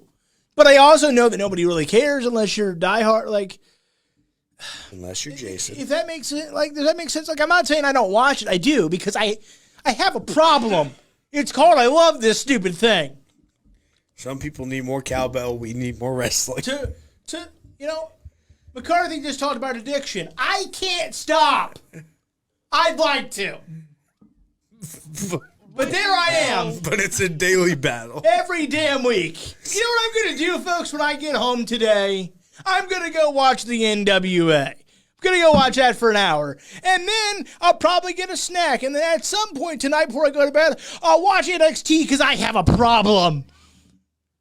And then By the tomorrow, way, we're not trying to downplay Jeff Hardy's issues, but he's got a point. We do all have a problem. Tomorrow I'll dial in for AEW Dynamite. Because why? I have a problem. I got a problem. Thursday, I'll get a little breather, but I guarantee you, because I have such a problem, I'll watch old wrestling clips. I'll look at these cool promos I've either seen 1,000 times or never before, and I'll enjoy them. When is MLW on? Saturdays. Oh, okay. Yeah. So see, there's time to watch that. There's nothing going on Thursdays? Like, you can watch NXT UK on Peacock, and I have. Yeah, you got a problem. Like, I don't watch it regularly because, first of all, 3 p.m. is a horrible time slot. They'd be like, well, it's for the people in the UK. It's Peacock. It's pre-taped. There's no need to have it there. Yeah. Like, you can't remotely get anyone in North America to care when it's at 3 p.m. You know what happens at 3 p.m.? I'm still thinking about lunch. I mean, I know y'all love the live shows these days, but you could go back to taping, please. Please? Go back to They taping. do tape it. They're never going to do that. Oh, that's right. They do tape it. That's why. That's why it doesn't make any sense. Big Stevie C says that Johnny Gargano is a solid B+, that I chose Bones. He is. Look at him. We had a comment in Heel Turn's chat that said Johnny equals Razor Ramon. Like, Johnny's a better wrestler than Razor, but Scott's more iconic. Yeah. Like, Yeah. no one's gonna Like at the time, Razor wasn't the guy, but you could. Yeah, I don't know. That one's kind of rough. You can say about Razor, though, I don't think I'll that's a be fair honest. comparison. Let me be. Because I think Razor would have got pushed a lot more if he didn't have his addiction issues. Yeah, So probably. I don't think that's really a fair comparison because Razor's momentum was halted a lot. Yeah, that's true. And, you know, Johnny Gargano has stayed relatively clean and hasn't had those issues, and he's just where he is. Well, frankly, and I have great respect for Scott Hall, Razor Ramon. I'll make that clear before I say this. Great respect. Icon. But would he be an icon without sniffing Hulk Hogan's ass? Or would he really? Because look, you can either think of the Razor run, but to a lot of people, to me, he's NWO, and that's because he and Kevin are good pals. I think there's a chance because if you really look at it, and we're completely going off the rails here, but if you look at like the outside, we do. I know, like because the Outsiders when they first came in, they were over. Yeah, it didn't hit its peak until Hulk came around. It was cool. It was badass. It was different. I'm not downplaying it. So like he could still probably be in that conversation, but would he be as iconic as he is now? Would he be a two-time Hall of Famer? No. Not by a long shot. So, especially because, frankly, and Shawn Michaels is honest to God, another case of this. If Shawn Michaels didn't have friends in the right places, he'd have been blackballed. But for some reason, Triple H, even like you said, I mean, but for some reason, Vince loved him, and then Triple H never was like, "I'm sick of you," where everyone else was like, "I'm sick of you," and then Triple H got in the right spot because. Well, we know. And, I mean, that's the way it is. So, I'm not knocking Johnny Gargano. I'm not saying he's not great. But the reality is, Johnny Gargano is not the guy you build a company around. He's just not. And frankly, even if he's better than what I'm giving him credit for, Shawn Michaels is not the guy you build a company around either. He might be the greatest technical wrestler of all time. He's not an iconic draw. The new generation didn't do good numbers. It's partially on him. I actually think I can turn this into a good analogy. Tom Brady, with the Patriots, is probably the guy you build a team around, right? The quarterback. Yeah, especially early on. Yeah, sure. But like the more talented guy on the team at one time would be Randy Moss. Sure. That's what I attribute this to. Okay. In this case, Johnny Gargano is Randy Moss. Maybe not. That's a bad example, probably because Randy's, Randy Moss. But you're not gonna. He may be the flashiest and may be the shiniest, the shiniest toy on the roster. Yeah. But you're not building this around him. He's a nice piece. He's a nice piece to the puzzle. But you can never go, hey Johnny, here's the ball. He's not the last. He's not the last piece. Yeah, that puts it all together. You never say he's our franchise player, and that sucks. Like, I'm not trying to downplay that. Big Stevie C says I'm just a Cleveland hater. No, I'm not, because Dolph Ziggler is better than Johnny Gargano. Dolph Ziggler is the most underrated WWE wrestler of all time, and he is from right there in that armpit we call Cleveland. Wait, he called you a Cleveland hater? Yeah. And I mean, I do hate Cleveland. I do. Absolutely, I do. So do I. The Browns are just miserable. All right. I'm glad they're the same old Browns. Baker Mayfield isn't dangerous. But anybody but that's himself. Kind of what I was saying when I said he's a huge loss. Like, yeah, I agree. You don't build a company around Johnny Gargano, but he can be a really good piece. He can be that, because let's just be honest, probably the greatest thing he's ever done is that series with Tommaso Ciampa. And we were watching a lot of these takeovers because of them. And you can create that. He might not be the reason a majority of the people tune in, but if you have him in the right place, whatever company he's with, whether he goes to the main roster, goes to AEW, goes to Impact, wherever he goes, he's that piece that the hardcore fan will go, I know damn well I'm getting a good match here tonight, even if this is the only one. I know I'm going to see some good wrestling with Johnny Gargano on the card. The only thing with NXT, though, is I feel like they have a lot of those guys. They used to. I still think they do. I don't. I have to. There's a lot lot of green guys that could have used Johnny Gargano a lot more, like to be there longer than he is. Like I said, I don't think he's staying longer because he would have signed a longer extension. But he's that guy that can wrestle anyone. I mean, look what he did with Von Breakker in the ladder match and at War Games. I actually have to agree with you on that, McCarthy. They're running out of guys like that because Vince doesn't want guys like that. Vince is taking it and turning it on its face because he thinks it doesn't work. I'm sure it's not all him. Pritchard's got a great say. I'm sure Shawn Michaels does have a great say. But all kidding aside, when Triple H is not there to oversee it due to his health issues right now, who's the next guy in line to you? If Triple H is down, who's the next guy in line to you? Do you instantly think that Shawn Michaels is going to get the final say? Nope. Who gets final say? Vince. Yeah, like, that's the reality of it. And Vince looks at all those guys, unfortunately, because he's old school, and he looks at Johnny Gargano and says, okay, he might be great, but look at him. Look at him, pal. Because the reality is, for rightfully or wrongfully, Vince is 76 years old. He's not going to suddenly go, look at that lightweight and go, he's a star. That's just how it is. I'm just picturing him calling somebody a lightweight. Like, it sucks. It's not right. But the reality is, Vince McMahon has one definition of what a true star looks like.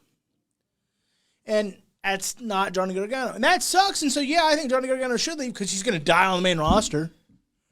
Mm-hmm. Vince isn't... Like, if Vince didn't see something in Karrion Kross enough to make it work, then Johnny Gargano is... Unless he's the next Rey Mysterio, he is screwed. Yeah, I was gonna say I'm so screwed. That's how that is. It sucks. Oh, no. But the problem is AEW's getting so damn crowded, it looks like a public pool on a hot day in July. Yeah, fair. Because at this point, everybody's lost in the shuffle. Remember when Jungle Boy mattered? Now Christian's just cutting promos for him.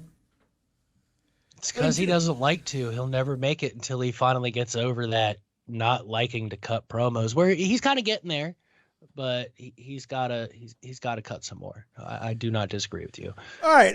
Any thoughts on the actual match before we move on to the other person that is probably leaving the company? It was solid War Games match. There was just nothing behind it. It just happened too fast. I was at least impressed that they took a story that didn't really have a lot of legs, and I thought got a solid B+ out of it. Oh yeah, for sure.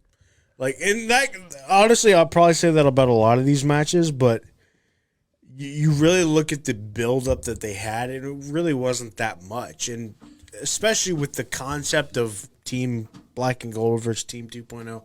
Like, yeah, it's a good story, but there was really nothing to it, especially with some of the people that they threw into this match, and you're just like, really?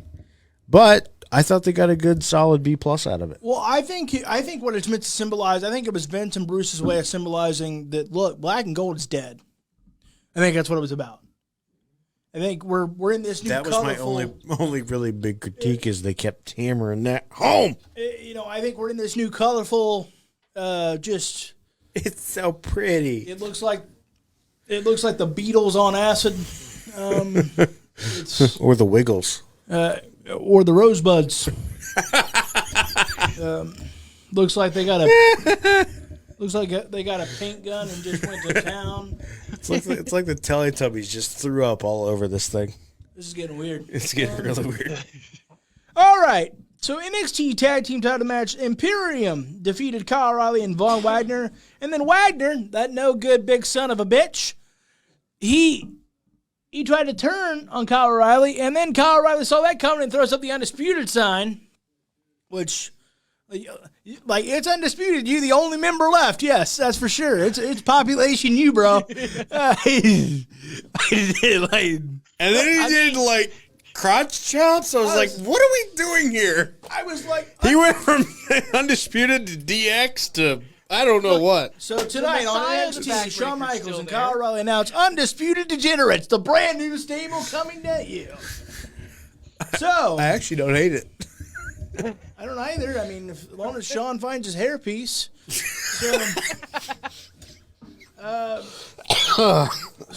Don't do that to me when I got a cough, man. What the hell? So, let's ask this question again. But I'll start it this way. Because it's a little different. Von Wagner turns on Kyle O'Reilly. We hear that his contract is expiring, so you assume he's leaving too.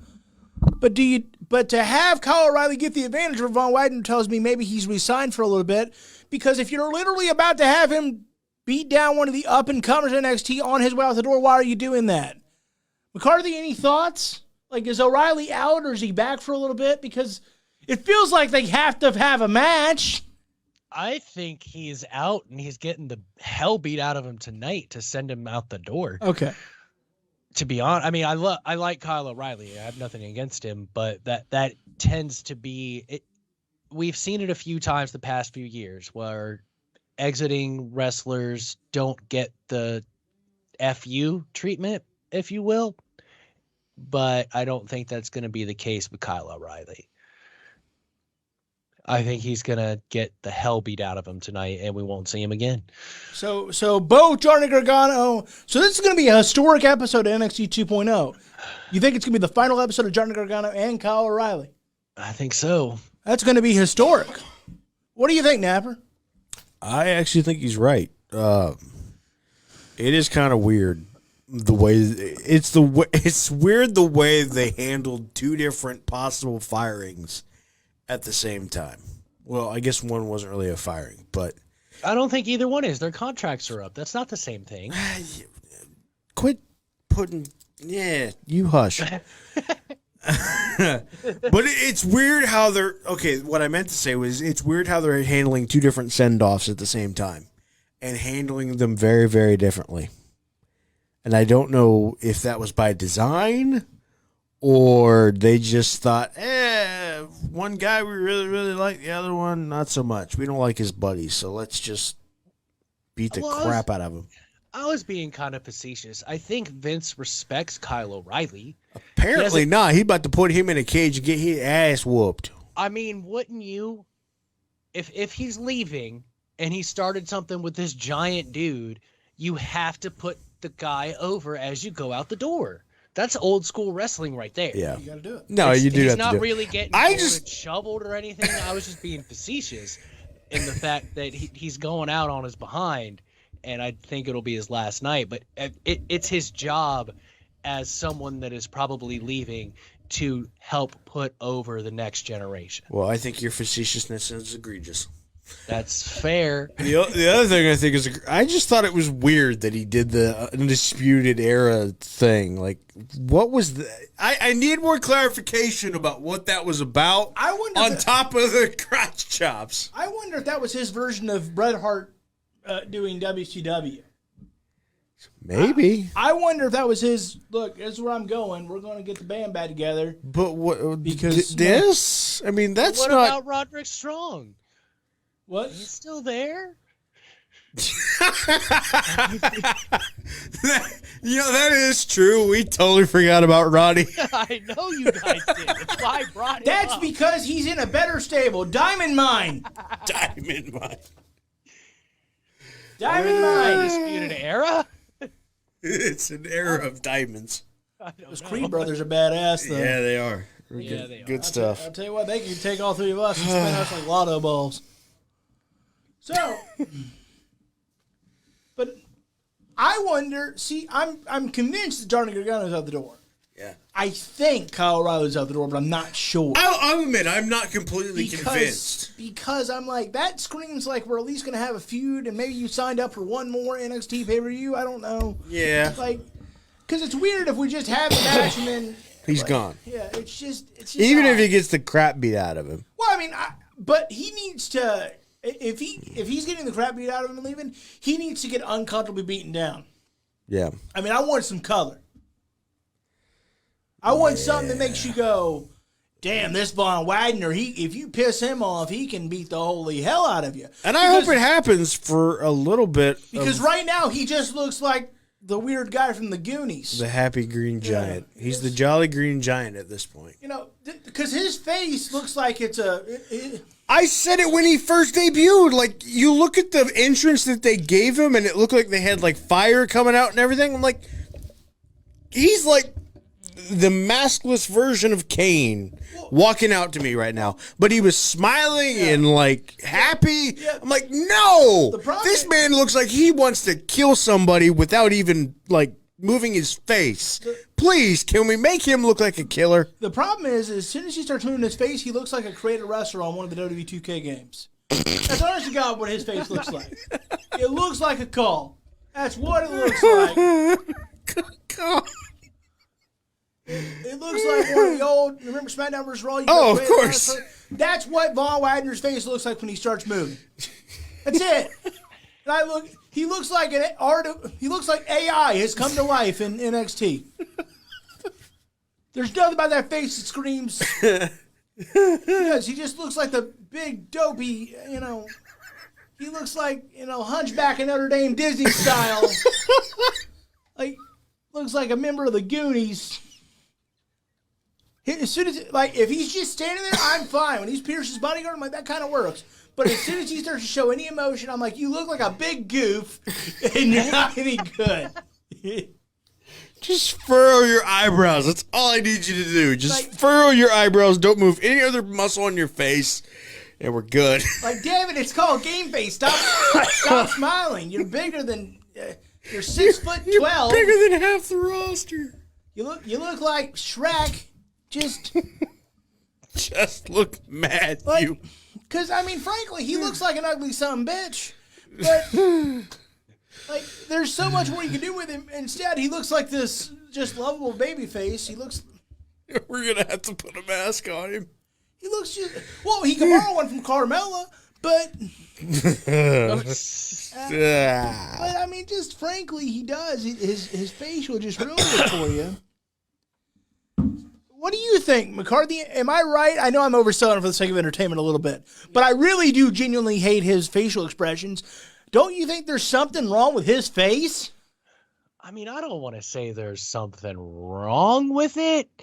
Yes, you do. Be mean. Be mean, Jason. Be mean. I don't want to be mean. He hasn't pissed me off yet. We'll wait all right, Jericho's washed. Wait, what? Be mean. Jericho's washed up. Jericho's not even in the top 5 greatest of all time.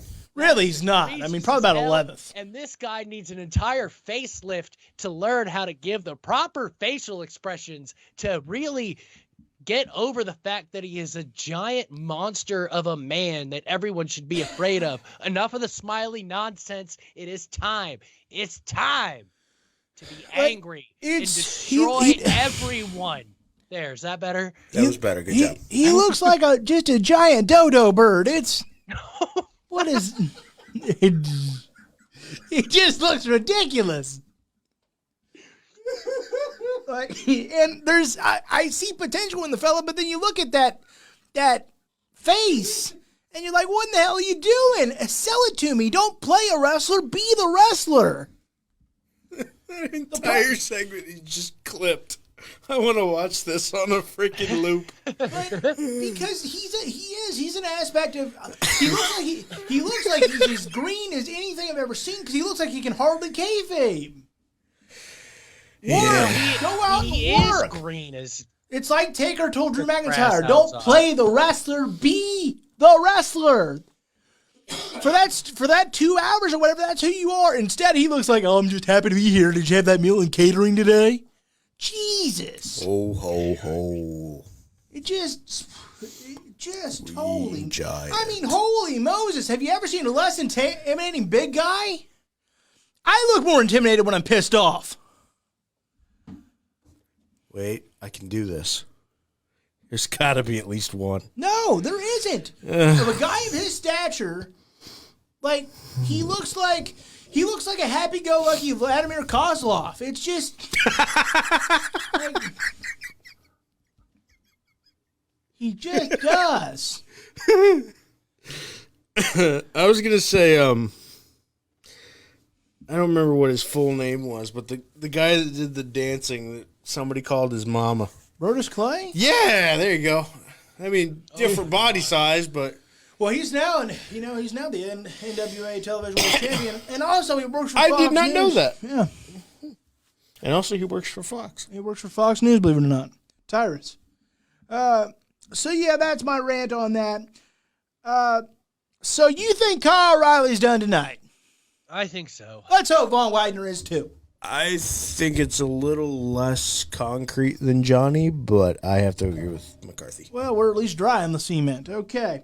All right. Finally, Raquel Gonzalez, Io Shirai, Cora Jade, Kaylee Ray, they defeated Toxic Attraction and Kota Kai in a brutal War Games match. Wrong team won. Holy crap. Yeah. We're trying to get a new era established. Yeah. We're trying to change things up. Why doesn't Dakota Kai ever get one of Raquel Gonzalez? Hell if I know. Because she's better than she is. Yeah, there were a couple times in that match where I was like, damn, she still hasn't gotten better. I'm not going to lie. I'm not trying to be mean to Raquel Gonzalez, but like, she still moves like she did when she almost broke Dakota Kai in half. Yeah, it's like the Nia Jax syndrome. I know they're trying to like build her like this sort of kind of glamazon Beth Phoenix thing, but right now she's not half the competitor that Beth Phoenix was, and frankly can still be when she's in the Rumbles. Yep. What do you think she's going to do now? She's getting involved with Edge and Miz and Maurice for sure. Oh, yeah. For sure. I mean, I didn't think about that. I'm thinking mixed tag at the Rumble or something. Well, or and day I mean, one. when you look at this War Games match, like the whole NXT 2.0 thing is about the new era. And yeah, Mandy Rose has been around for a while, but not this Mandy Rose. She finally got her due. The people in Toxic Attraction have titles. Like, why aren't we putting them over? Is it like, oh, we can't have too many heels win tonight? Like, that shouldn't be the case. But we wanted to give it to new and up-and-coming Cora Jade. Yay! The 20-year-old that still needs to work on her selling. Crap about Cora Jade. What'd you say, Jason? Nothing. I said she still really has to work on her selling. Like, real bad. Like, not for a second did I think her shoulder was really separated. No, because she, like, screamed for, like, 2 minutes, and then, I'm good, I'm fine. But I'll tell you what she needs to take notes on. And, I know they're both gone from the company now. But I don't know how you sell like that. When we saw Nia Jackson even resell Shayna Baszler like it was the worst thing that ever happened to them. And we have our criticism of those two women, but they sold like hell. And yet she can't. Future Endeavor kick. But all kidding aside, they sold incredibly well, especially Nia Jax. You thought Nia Jax was dying. I'm glad you brought that up because I meant to bring that up on SmackDown. That was Nia Jax especially, but both of them. But Nia Jax sold that like Ricky Morton back in the day. And yet we have Cora Jade, I know, developmental and one's an established superstar. No, Cora Jade's been on the indies for years. I don't know what school you went to, but somebody better teach you how to sell because right now, I wouldn't trust her to sell me water at all if I was in the desert. I mean, Nia Jax sold pain to her hole better than this. But genuinely, it's like, and I don't understand how Cora Jade's so green because she's been on the indies a little while. I understand that it's a developmental thing, but again, the developmental thing is a crock of crap because it has, if it's truly developmental, if it's truly just that, stick it back on Peacock. You have two prime time hours on Tuesday night, and there's plenty of companies, there's plenty of television shows, there's plenty of everything that would kill for those 2 hours on prime time television on USA Network. Miss me with they're still learning. No, if you're not ready for national TV, get the hell off of it. Learning can be 205 Live. Learning can be Main Event. Learning can be, I have to go seek out that crappy wrestling. Which never made any sense to me why they, A, don't give those shows a little bit more time than they do. But B, why it seems like those two shows have gone to the island of irrelevancy. Like, you look at Dark and Elevation and Dark, and they build them up. Like, why is WWE not doing any of that? Well, because it's different. Tony Khan, the one thing I'll give him right now, and it could be different down the line when he's a bitter, jaded, old, out of touch guy. An old codger. But frankly, WWE for right now, content-wise, other than the pay-per-views, it's a conveyor belt. They don't really care. It's just to put more and more content out there. It's a conveyor belt of content. It's the same thing. That's what it's all there for. It's just so they can go, we have over 15,000 hours on the Peacock Network. Don't you agree, McCarthy? It's just a conveyor belt. Yeah, you're 100% correct. It all kind of started with the network, but it's gotten progressively worse since Peacock bought the network. And they had all these ideas to change what NXT truly was because, I mean, I know I don't always agree with everything Tony Khan does, most of it, that would be a fair assessment. And I know you guys don't, but I mean, he uses Dark and Elevation for what they're for. But the thing is, he promotes it too. And I think that's the problem with, NXT UK and 205 Live. They don't even promote it. It's just there. Yep. And honestly, they used to. Yeah, they used to promote 205 Live matches. When they had like Tony Nese and Enzo Amore, yeah. Those guys that could talk and bring people in, they would promote 205 Live. It's and weird. They stopped doing it. They stopped caring about the Cruiserweight division as soon as Enzo was fired, let go, whatever. Did they really care about it then, though? I think you could argue yes. I really do. Maybe they didn't, but he was so damn good he made it matter. Yeah, he did. He made it matter, but I don't think they've ever really. But it is. Do you get the impression they're going to do away with that title soon? Yes. McCarthy? The Cruiserweight? Yeah. I think so. Do you think they're going to replace it with something? No. What are they going to replace it with? I'm starting title? I'm starting to wonder if they're going to try to do their own kind of AX Division title. I would bring back the European Championship. Go old school. You know who the first champion could be? Volta. He's coming to the States, y'all. We'll see. But He has no business around the European Championship. He needs to be fighting for the NXT Heavyweight Championship. gotta give it a little time. Give it a little time. Give him Goldberg a didn't little come in and win the time. world title right away. He's Dominate. European. It's fine. It'll be fun. It's fine. It'll be fun. He'll only if he holds both at the same time will it be fun. I mean, I'm cool with that. Way too low here. I gotta get up. This week I'm watching a cripple struggle. Hey, guess my looking for the damn son of a bitch. Good Lord. Great content. Great content. All right. Oh. Okay, I feel better. I was like, why am I so low? I started out like here. Slowly the chair just went. Like, damn, I'm that heavy. It's the holidays. All right. It's the holiday season. All right. They just don't care. It's a conveyor belt. Oh, never mind. Let's go to Dynamite. I can't Just like this those topic. damn trains in those old Christmas movies. Damn conveyor belt of the same. Well, that's what it is. I told a buddy of mine who used to watch wrestling. I was like, really, Raw and SmackDown are conveyor belts these days. Every now and again, there's a meaningful episode, but overall, it's just to build to the next pay-per-view. Mm-hmm. The pay-per-view is the only time they really seem to care, in my view. That's pretty much And it. honestly, I would say it's more the wrestlers that care than the company themselves when it comes to those pay-per-views, because the matches have been stellar. Like, even though War Games, we've seen better War Games matches, but the effort was there from everybody on the show.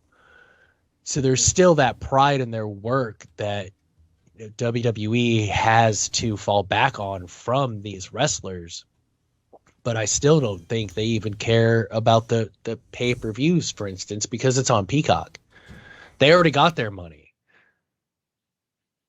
I'm sure they get a cut of the $6 that everybody gets, but do they, though? Like, I don't know, because you get so much more with that $6 than just WWE programming.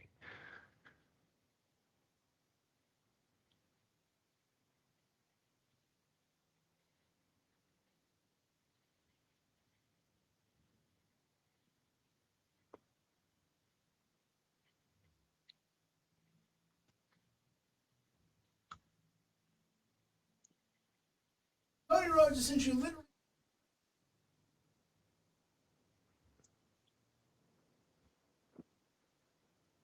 I did see that, actually. Okay, I can hear you now. I was getting worried. Oh, it's because he was muted. He asked you You're a question. jerk. But why in the hell is Cody? Are you going to do it 5 times again? No. Okay. Why is he literally setting himself on fire? On a like, you guys know I'm a Mick Foley mark. Like, he's one of my dudes. So I don't have any problem with violence. Like, I love ECW. I don't have any problem with violence. I don't if it calls for it. There is nothing about this feud. There damn sure is nothing about your regular TV programming. You save that disturbing shit for the pay-per-views. Maybe then you'll do it better. Like, yeah, the reason he's on fire so badly is because he did it horribly. Like, oh my. Well, and let's not forget, who the hell told Brandy Rhodes to use 2 bottles of lighter fluid? Yeah, that's another thing. Like, what are we doing? Like, and like you said, this feud is not now. If I guess I could have seen it make more sense with Malachi Black. That's more of a blood feud than Rhodes and El Idolo. Like, Absolutely. it just doesn't make sense. And it does, like, a hardcore match, sure, that's fine, whatever.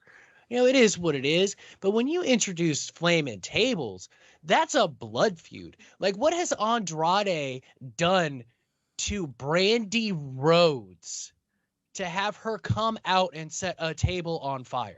And why is she coming out to set the table on fire? Yeah, it just doesn't make sense. I think it's this is what we've been talking a lot about, why Cody should turn. Now he's trying too goddamn hard. Yes.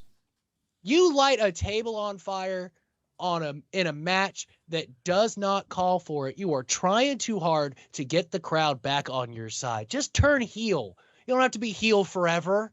Just turn heel, because now it's affecting the matches.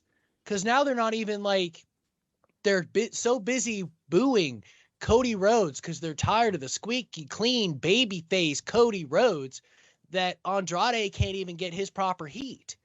We should hate Andrade right now. We should hate Malachi Black right now. But the problem is, one, they're way too damn good. Two, they're going against somebody that no one wants to see babyface right now. They just don't want to see it. It's been proven week after week after week after week. Yeah, sure. Good for you sticking to your guns. But, bud, it's time. You are not John Cena. You cannot pull this off. Well, now he's missing the most important part of what John Cena did. John Cena got booed and he didn't care. Yep. He just said, I'm going to be me, and if you don't like it, he cut promos on it every week. Some of you like me, some of you hate me. And he embraced it all the time. Honestly, Cody should have embraced it 2 weeks ago when they threw the damn weight belt back at him. Yeah. I don't condone throwing things at wrestlers. It hit the ropes. I laughed, not going to lie, because it was hilarious. But that should have been his come to Jesus moment, if you will, of, oh my God, I need to turn heel. Well, I don't care if you're going on publicity stunts. I don't care that you have a daughter. At some point in time, you have to do this because you're not John Cena. I actually think he's got to do one of two things. Either you're right and he's got to turn heel, or he needs to, because you're right, this certainly affected this match. If you're going to be as stubborn as John Cena is/was with it, then be as stubborn as John Cena and just do your thing. And at least acknowledge it. Yeah, because that's what John, on some of those, every time they go to Philly, he'd get eaten alive. Chicago, eaten alive. Remember when he was at the Hammerstein Ballroom with the ECW show? It looked like he was going to get literally murdered out there. I mean, there were "If Cena wins, we riot" signs. I mean, that was insane. And I've heard, and I don't know this, but I have heard, and I think Pritchard talked about some on his podcast. They've heard rumblings that there was a section of fans fully prepared to do whatever they had to do if he won that match. I believe it. And I've seen some of that on message boards saying there were certain rows that were like, look, if he wins, we'll all take whatever happens. That's how hated he was on that night. And you know what John Cena did? He literally put his head down, held the damn belt up, and said, come on with it. He didn't care. The biggest thing is, I mean, I'm sure it bothered him, but he never once complained. He never came out and tried to explain himself like Cody has. Like you said, he just ran with it. And he acknowledged the fact that some people hated him and some people loved him, but it always ended there. It never went into, this is why I'm doing this. This is why I'm doing that. Excuses after excuses after excuses. He just went with it. To this day. It's freaking John Cena. To this day, he does that because as I remember, I went to that live event in Detroit. And I told you, for whatever reason, that was a much more kind of older crowd house show-wise than I was expecting. So it was back to the old 50-50 for that night. And he stood there on the ramp and acknowledged both sides. He heard the "Let's go Cena, Cena sucks," and he played into both of them. Because again, it was that, for whatever reason, that night in Detroit, it was, I heard a bunch of the old, his theme song hit, and there was a bunch of the old John Cena sucks, that whole thing. For whatever reason, that crowd was like, John Cena is still a full-time ass. And so, for whatever, and guess what he did? He did what he always has done. He played right into it. He understood they're saying John Cena sucks, so he went like this, and it's, come on with it. That's what you do. If Cody's going to be this John Cena wannabe, then be him. Play into it. Kill us with kindness. Kill us with kindness. But the moment, here's the problem. McCarthy hit the nail on the head. I was very on board with him being stubborn, and I still kind of am. But I sat and watched this match, and I said, he's literally letting it dictate a match. And I couldn't believe it. I was like, your father would never do that. No. Your father, like, he didn't even put the brakes on when the Horseman nearly got killed when they broke his leg. They were all trying to stab the Horseman on the way out. Like, that's how it works. Dustin Rhodes wouldn't even do something like this. No. He's a prime example of running with whatever they want. Because Goldust was heel, tweener, face, and he just rolled with it for 15 years. We're all football fans here. What does a quarterback got to do when they're playing good D? Take what the defense gives you. Guess what? Crowd's playing some good D. Take what they give you. And it just, I couldn't believe it. I could not believe it. I said, he's really doing this to try and get good pub, trying to get good. Everybody respects you. The problem is now you're letting, he's going to get eaten alive in every town now. Yep. And it's only going to get worse because anyone and a much more, quote unquote, smarter to the business fan base watches AEW. So we all know the reason he tried to show his whole ass last week is because he's frazzled by the fact that, he's getting booed mercilessly. Get booed. Or turn. And now that you bring that up, like a proper feud that this would have fitted to would have been him and Brody. Yeah. Why weren't you pulling out flaming tables against Brody? Like you dyed your hair black. And that's where, he dyed his hair black, thought we were going to get a more serious Cody Rhodes, and we didn't. And I think that was really the start of this. So do I. Because it was like, something different from Cody. Because he's great in the ring. He's good promo when he's not trying to placate to us. Because when he first came in, and he was really making everything, when AEW first started that first year, there was real heart behind the promos he was giving, and he wasn't trying to win everybody over. He was just going out and cutting promos. Now he's trying to win people over with promos and with matches, and it's not going to work. We're not stupid. It's not 1985. I don't understand. We know what you're doing. I don't understand why he thinks he's better than his father. Dusty was a great babyface, but he turned heel when he felt the need, when he saw the writing on the wall. Hell, he even succumbed and turned heel and joined the NWO. And I'm not saying that was a good thing. I'm saying if Dusty was willing at that stage to try something different, why aren't you? Like, Dusty Rhodes was already an icon by the formation of the NWO. And he tried something different. I'm okay with the fact he didn't want to turn heel. Because I've told you guys, in a weird way, I respect it. Stand there on your island. But then stand there on your island. You cannot patty cake this. This is not hokey pokey. You can't be 1 foot in, 1 foot out. Either do what John Cena does, and that's okay, boomy, that's fine, let's go. Bring it. Or turn heel. Pick one. This half-assed version of I'm going to somehow win him over. No, you won't. No, you won't. And he could be the biggest heel in the company. Because they don't have a lot of serious heels right now. We have Malachi Black. We have Andrade. We have FTR. And MJF to a degree. Not 75, 80% of a degree, because sometimes he comes off more hilarious than he does. I mean, he's hated for sure. But we don't have that hardcore serious heel. Cody can be that. I think AEW needs that. Because they're stuck, I don't want to say they're stuck in a rut, but they're in this position where, Adam Cole's having fun with his friends, so he's not out here being the super serious heel. I mean, Malachi is, but after Andrade and FTR, the well gets kind of dry of serious heels. There's not enough. And that all started when Inner Circle went face, because they were serious as hell as heels. I'm fine with Cody Rhodes continuing trying to be a babyface if that's what he wants to be. Yep. What I'm not fine with is actions have consequences. Take it and live with it, or don't. You made your bed, either get the hell out of it or lay in it.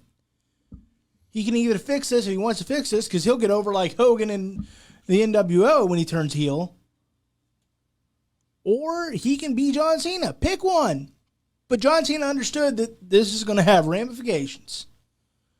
Some people are going to love me. Some people are going to hate me. And as was proven by my Detroit Live event, that hasn't entirely gone away, and it probably never will, because people go, why didn't you ever turn? All right. Darby Allin and Sting defeated the Gun Club. I don't have any major issues with this. My major issue is this. And let me know what you think, McCarthy. I thought this should have been saved for Winners Coming and announced in advance. When Sting is getting back in that ring, it needs to be hyped, it needs to be promoted, it needs to be talked about. And I thought, wait until Winners Coming to have that happen. What are your thoughts? I'm going to agree with you on that.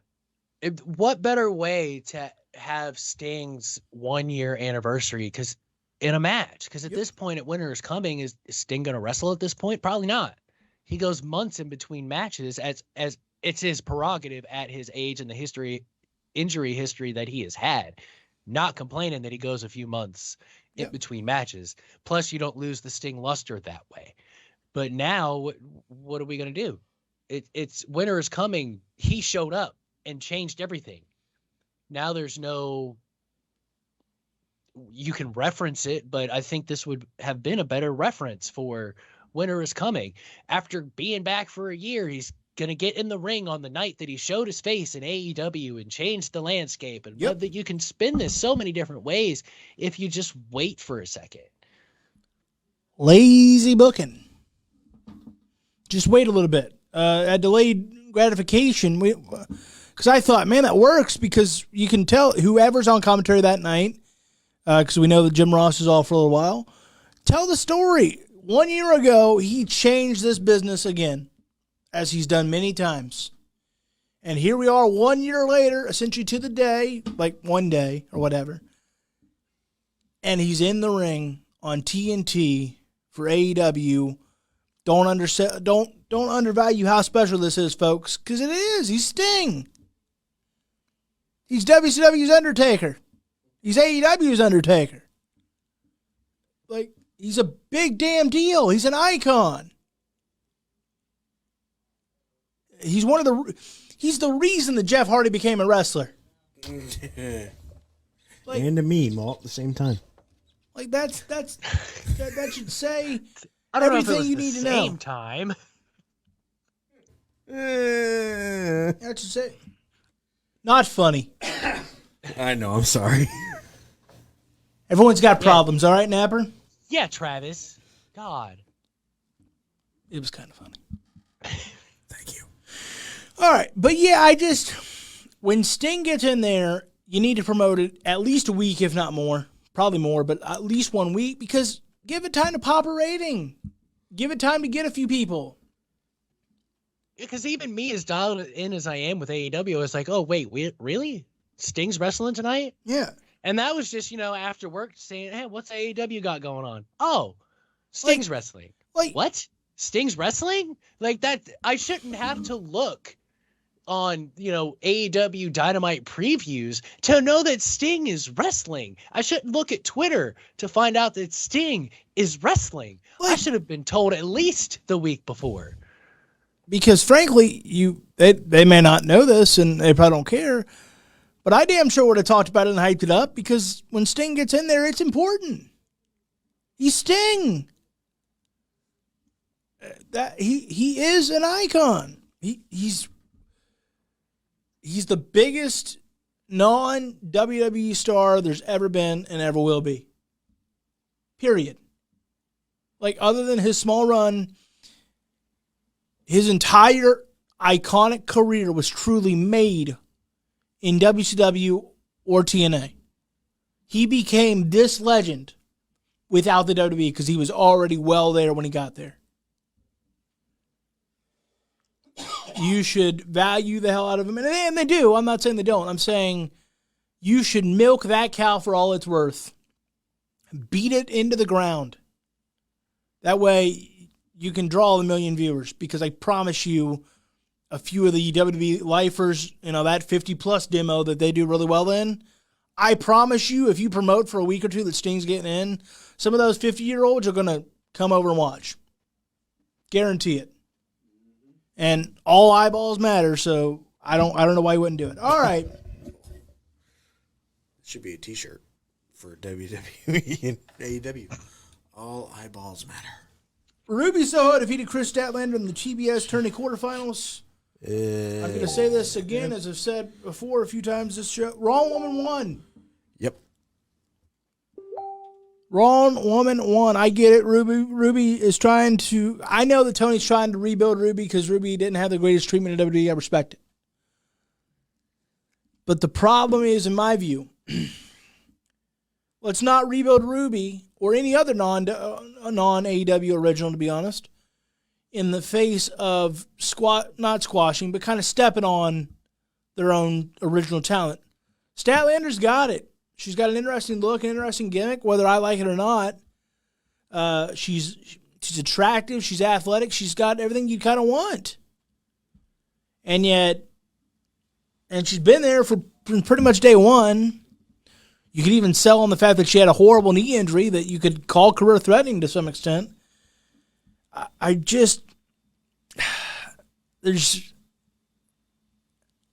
understand you're in a tough spot, but I hate when people come to another company and it's pretty much front of the line. What do you think, McCarthy? I think this is some of the most egregious booking that Tony Khan and AEW have put forward thus far. Like you said, what a story. What a story. She's been there since day one, has constantly improved her in-ring game. She got bigger on a diet of boom chicka pop and frickin' ice cream. Like, come on. This girl has worked extremely hard to come back to your company, and you have Ruby Soho beat her. Ruby Soho does not need the TBS championship. She shouldn't be anywhere near it. She's not there. You're trying to rebuild her. This is not how you do it. You do it by having her go against every heel women's wrestler on the roster and showing that she truly belongs, like Chris Statlander has and continues to do. This is a slap in the face of the galaxy's greatest alien. Egregiousness at its highest level. There is absolutely no reason Ruby Soho should have beaten Chris Statlander. No reason whatsoever. Who's booking this, Vince? Sometimes you think so. With this one, you're like, what the hell are you doing? You have a homegrown... This is one of the... They're getting there with their homegrown stars, but this is one of the... As far as women go, you got Britt Baker. Really no other homegrown female stars just yet, because Cargill isn't there. She's not ready. So she can't have the TBS championship. She's just not ready. She's doing too many squashes. She hasn't improved enough. But Chris could have been your second homegrown woman's star. Strap the TBS title to her. What are you doing? I get Hikaru Shida not moving forward in the tournament. She's had her time in the sun. She doesn't need this championship. But Chris Statlander does. Chris Statlander has earned it. So who do we give it to now? I mean, who's even... Thunder Rosa? Thunder Rosa, Jade Cargill, Nyla Rose, and Ruby Soho. Thunder Rosa. Out of those names, I would be okay with Thunder Rosa or Jade just for the sake of trying to get her over. I agree. But anyone else, and I agree with you. Jade isn't there yet. She's still green. But I would respect the fact that you're trying to legitimize her. Even if it's not. Like you said numerous times, we never know how these people are going to react until you strap a rocket to them and see how they do. Well, because let's look at it this way for a second. The reality is, from a wrestling standpoint, Goldberg wasn't ready. From a character standpoint, he was, and he goes on to, I know he creates controversy among us, but all can decide he's going on to have a illustrious career, and he never has been and never will be a great wrestler. Now, it's a little bit different. I think he stopped caring to a certain degree once he got up and became that. Yeah. But all can aside, they knew he was green as dollars. And they said, but look at him, he's money. Same thing with Jane Cargill. Look at her, she's money. Mm-hmm. So I agree Thunder Rosa should be it. But I'm not upset if it's Jade because... Do we riot if it's Nyla Rose? I don't know if we riot, but I mean, she's been champion before. I don't know. This needs to go to someone else. Riot, but we can't be pleased. If Ruby so it is, that's absolutely a travesty, frankly, because you're not there. And you're also legitimizing every critique anybody's ever had about your company by promoting her to the top. Well, because from the beginning. I'm about to look at this from another angle in just a second, but when we talk about Bryan Danielson. But it's different. No, again, Ruby Soho has her fans. Don't get me wrong. People were excited to see her, and we should be. But she's not known the world over and beloved. Right. She's not CM Punk. She's not Bryan Danielson. She's not Sting. She's not any of those guys or gals that have come on in and really taken the thing by storm because you didn't. Whether that's due to lack of opportunity or not, you didn't earn it anywhere, so you can't just have it at AEW. If Ruby Soho wins, I'll be pissed. I'll be pretty damn upset about it. I'll be pissed, and quite frankly, a big part of it is because she hasn't shown us what, say, a Bryan Danielson has shown us. She hasn't shown us what an Adam Cole has shown us. As far as coming in and kind of tearing the house down and having nothing but good matches. She doesn't have the chemistry with these women yet. She doesn't know them that well. She has no business winning this championship. But I'm scared she's going to. So am I. We'll see. All right, Bryan Danielson defeated Alan Angles. So... I want to talk about this because we talked about some last week, but McCarthy wasn't on the show because he was busy with other commitments. I got to tell you, McCarthy, because here it comes from the other angle. I don't think this will happen at all, but I believe it damn sure should. Bryan Danielson should beat Adam Page for the World Championship.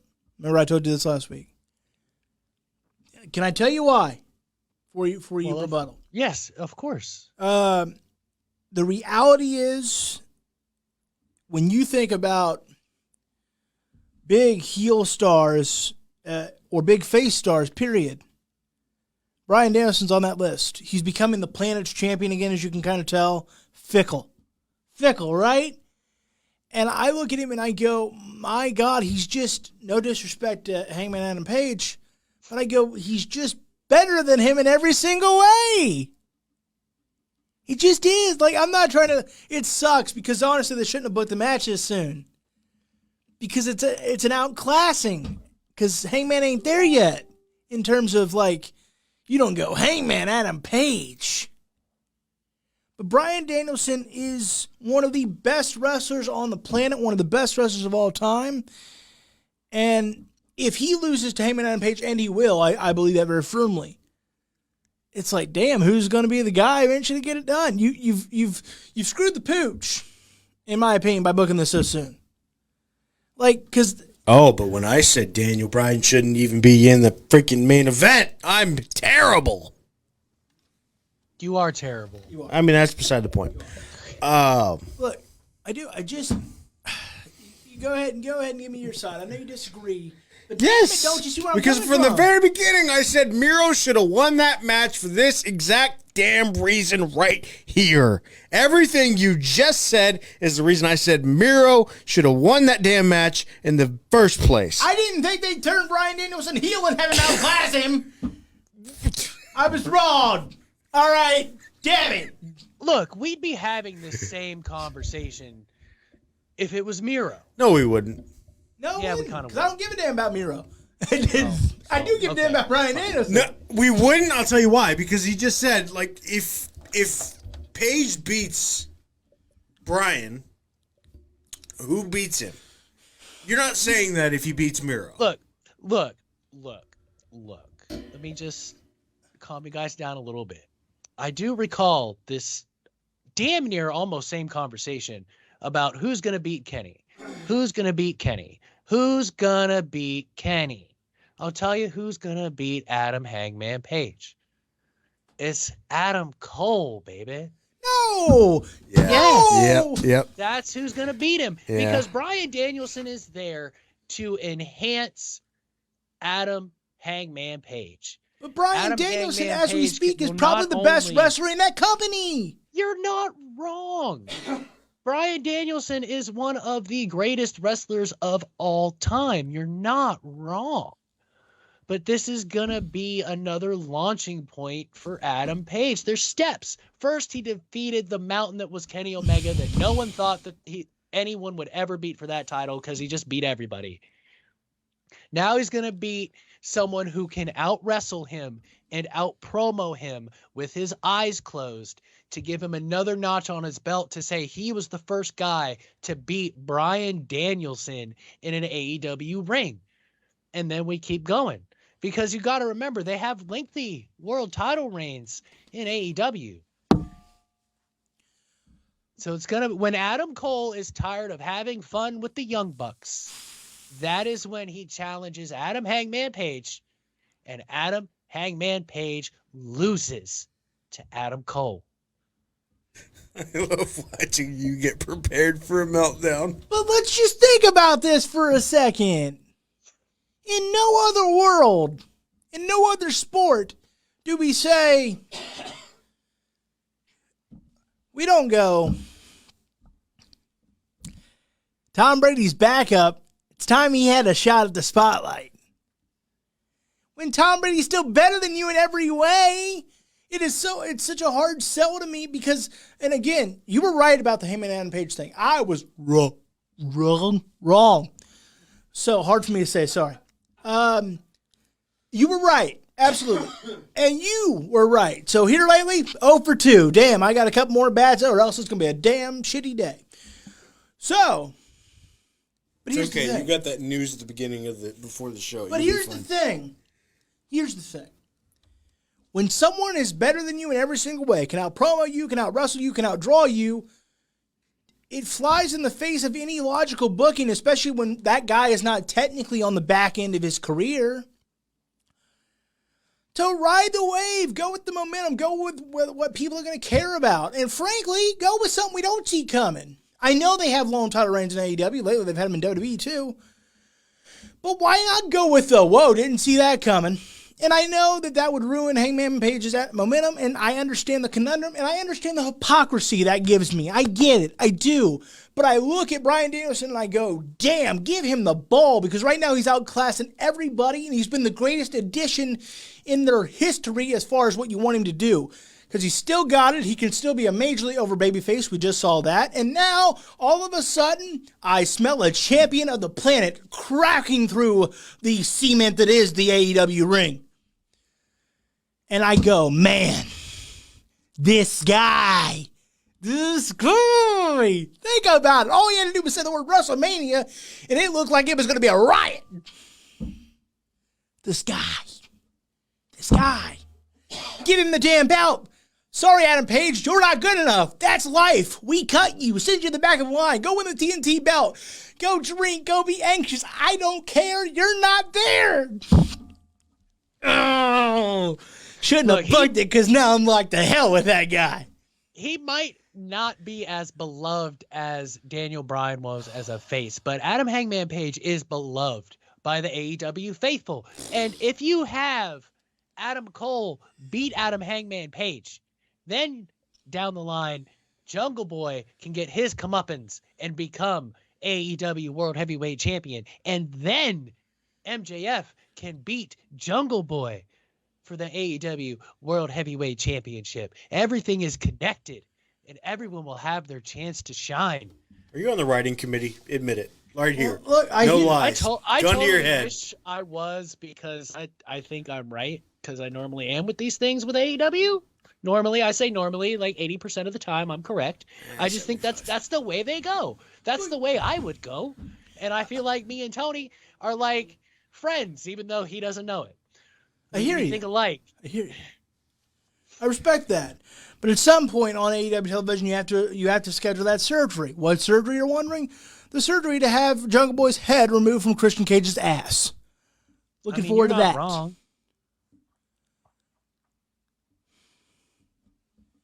You boys have got to understand. I totally thought you were going in a totally different direction with that one. You got to understand. Bryan Danielson doesn't need this win. Nope. Nope. I respect That's why that. he's not going to win it. Stop it! I'm talking. Wow. Who are you, The Miz? Jeez. I mean, I did kind of put at the bottom that he is our resident Miz. Yeah, it's true.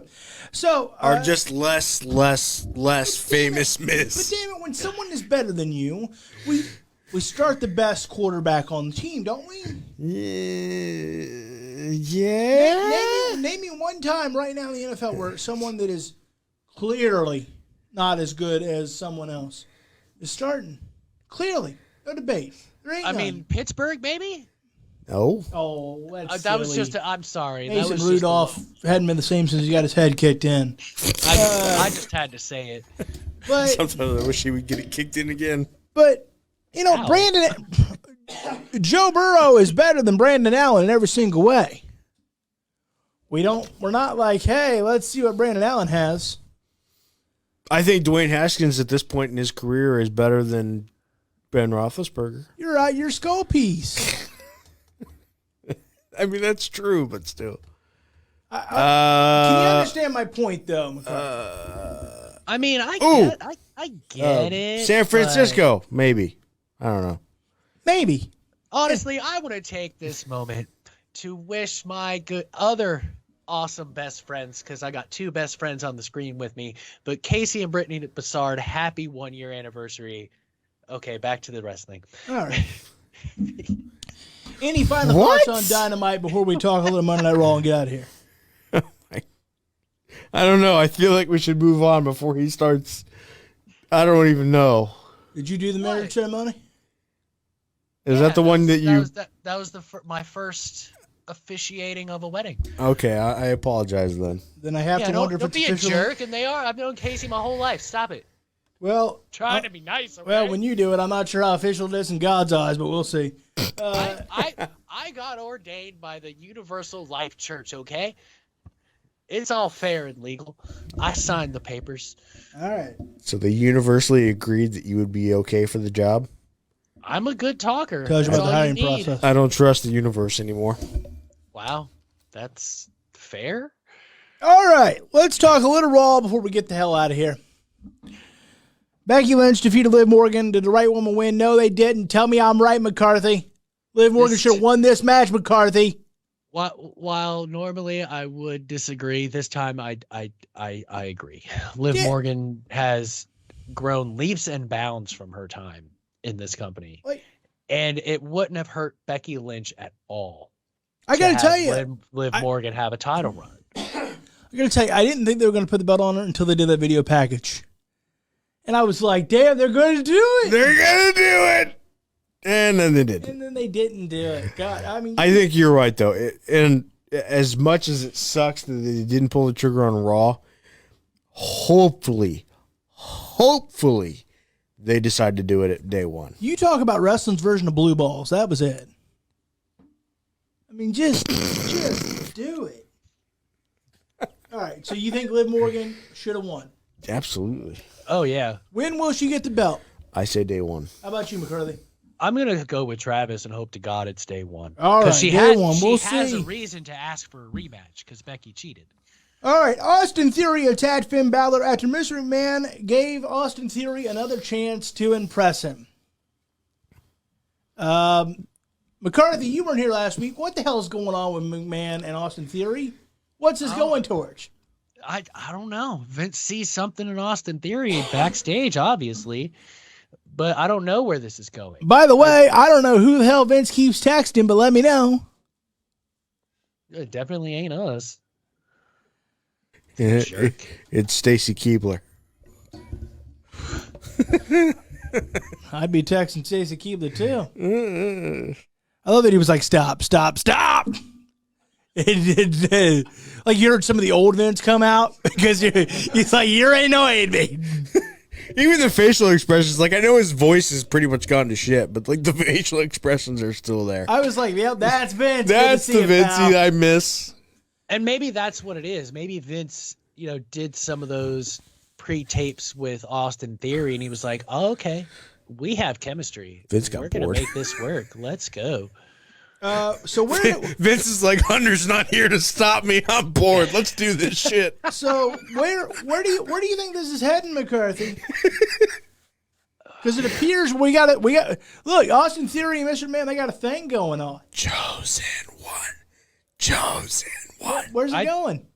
I think the first step it goes is he'll be the guy to beat Damian Priest for the Intercontinental or the U.S. title. Ooh. I think he is, for lack of a better term, Vince's chosen one right now. He has to see something in Austin Theory to get back on TV after all this time and be involved in an actual storyline with another pro wrestler. It's just good to see him, damn it. It really is. I loved when a few weeks ago when he was like, "You remind me a lot of me," quite frankly.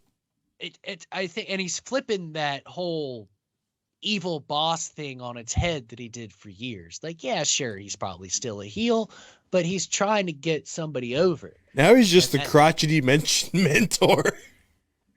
Which I'm fine with that. If it gets Austin Theory over, sure, why not? By the way, he said jock itch on Raw last night. He said, "You got the jock itch." Yeah, I was like, my God. The sad thing is he's still probably going to fire Theory. I was like, well, Vince McMahon, the man that says it's got to be PEG, goes, "You got the jock itch." Like, first of all, where did they go? They might have the jock itch. Does that say something bad about Linda or what's going on here? But yes, Vince McMahon last night on Raw said the words. I don't remember him saying it ever in his history. So Mr. McMahon said the term jock itch. Well, that just means they're not cleaning and drying properly. Let me tell you, ladies, he would know. Yeah. So we'll see. Look, that is a good question. How?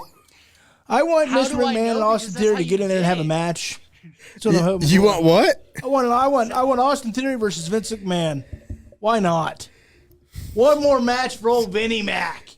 I can tell you one thing. If he does that, he's not making it to 91 or whatever. He could kick our ass, man. Probably. He still works out twice a day. He can handle it. I don't know if those quads could take it. Might not. But you say he might not be the evil boss anymore. He sure slapped the hell out of Austin Theory last week. He goes, "You got a lot to learn." He's got a point. He's just being, it's tough love. It's fine. All right. The AJ and Omos lost to the Street Profits in the RK Bronament, first round match, RK Bronament. Nice to see Randy wear a blazer, by the way. I know, he looks so handsome. Glad they got that together. But finally, praise Jesus, AJ Styles and Omos appear to be about ready to go their separate ways. The best wrestler in the world is going to be free again to outclass anything you've seen in AEW history. That look up was priceless. Woo. Oh, it's just damn true. McCarthy could be an actor. Yeah, he acts like Kenny Omega's better than AJ Styles. I know. He acts like AEW's good. Yeah, it's just Oh, man. Raw is going to be phenomenal as soon as we get rid of the big albatross named Omos. We don't have to get rid of him entirely. No, of course not. Undertaker thinks he could be the next Andre. He said that on the bump. McCarthy's just still trying to get over what I said. The Undertaker said Omos is the next best thing, next closest thing to Andre the Giant. He really sees that in him. I think I broke McCarthy. So what do you think about the breakup of AJ Styles and Omos? Mr. McCarthy, isn't it? Don't you just hear that hallelujah chorus, which is fitting because AJ Styles is a very religious man? I mean, yeah, it's a good move. This pairing has run its course, and it is time for AJ Styles to get back in the title picture. Imagine the matches he could have with Big E, or Seth, or Kevin before Kevin probably leaves. What do you think about Undertaker saying that Omos might be the next Andre the Giant? I mean, I could see it. He's big. He's muscular. They have pushed him as a monster as far as not being able to be taken off his feet. He doesn't have to do much, and they're not asking him to. Couple years, maybe he could be. We're gonna find out here real soon, at either day one of the Royal Rumble, depending on when they want to book it. When AJ Styles gets in there one-on-one with Omos, we'll see what he's got, because I think it's gonna be like working with a broomstick, but AJ Styles is gonna make it work. It's gonna be great. I'm excited. Are you excited? You damn sure should be. Turn that frown upside down, damn it. All right. Like I said, he's still mad about what I said. He's so pissy. He really is. Just cranky. Such a whiny baby. When's the last time you got laid? All right. Don't answer that question. Edge it.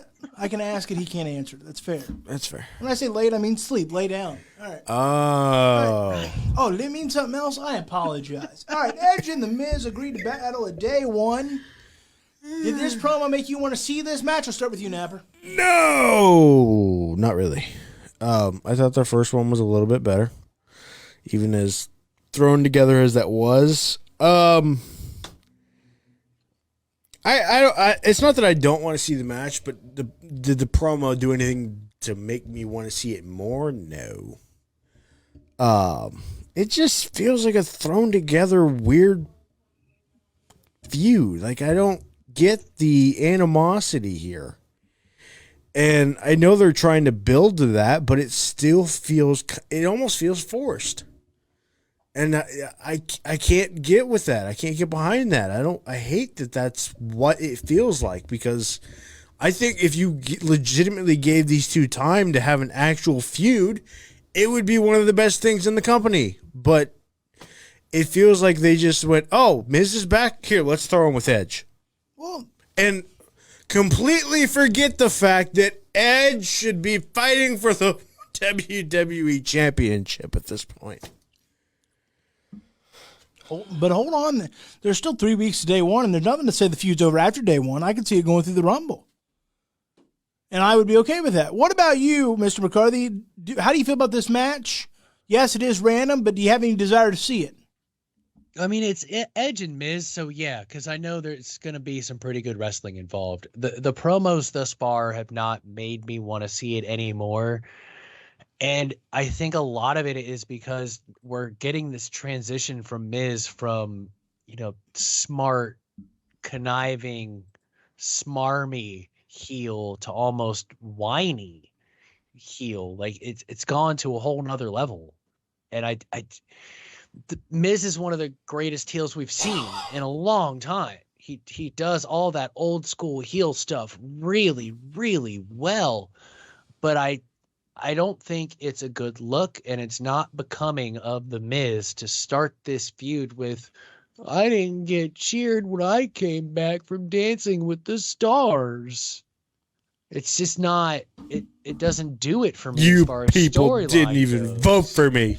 Didn't even vote for me, even though freaking Corey Graves couldn't shut up about it. Well, I don't understand how no one, and obviously they won't acknowledge it in kayfabe, but Dancing with the Stars airs on Mondays. Yeah. You know what WWE fans are watching on Mondays? Raw. Yeah. How the hell are we going to get behind you? Stop it. We wouldn't watch it anyway, but we damn sure like maybe a few would because you're a WWE superstar and you've been around a long time. But like if it's on a Monday or a Friday or a Tuesday or probably even a Wednesday with AEW, wrestling fans are going to watch wrestling. I mean, like Roman said, break it Raw's down pretty to much another. trash, so maybe that's what they banked on. Maybe he thought that because Raw is so trash, they would vote for him because they're watching it. You're really Let's break it down a little bit more. Not my words, Roman's. There was a time that another wrestler was on Dancing with the Stars who is much better than The Miz, and we still didn't watch it. Why would we watch it and vote for it now 10 years later? Who? Why? Who? Who? Chris Jericho, that's who. Oh, he was on Dancing with the Stars? yeah. He was. Oh, And I didn't watch it. I didn't either because I didn't even know it. All right. It's not anything any of us care about. Yep. Wrestling fans want to watch wrestling, believe it or not. WWE Champion Big E defeated Kevin Owens steel cage match. Any thoughts on that before we go? I was just confused why we're having this match. Because I know we got 3 weeks and we're building up to a feud, but a steel cage match? Like, just randomly thrown out of the sky. He's got a problem with both, but we're going to throw him with Kevin in a steel cage that started the show, which was even more weird. Why? Well, you told me last week or the week before that you think Big E very well could lose the belt at day one. Do you still feel that way? I do. How do you feel about that, McCarthy? Do you think Big E is in trouble at day one? I think it being a triple threat, yeah, because you can still keep Big E at his spot by having someone else lose.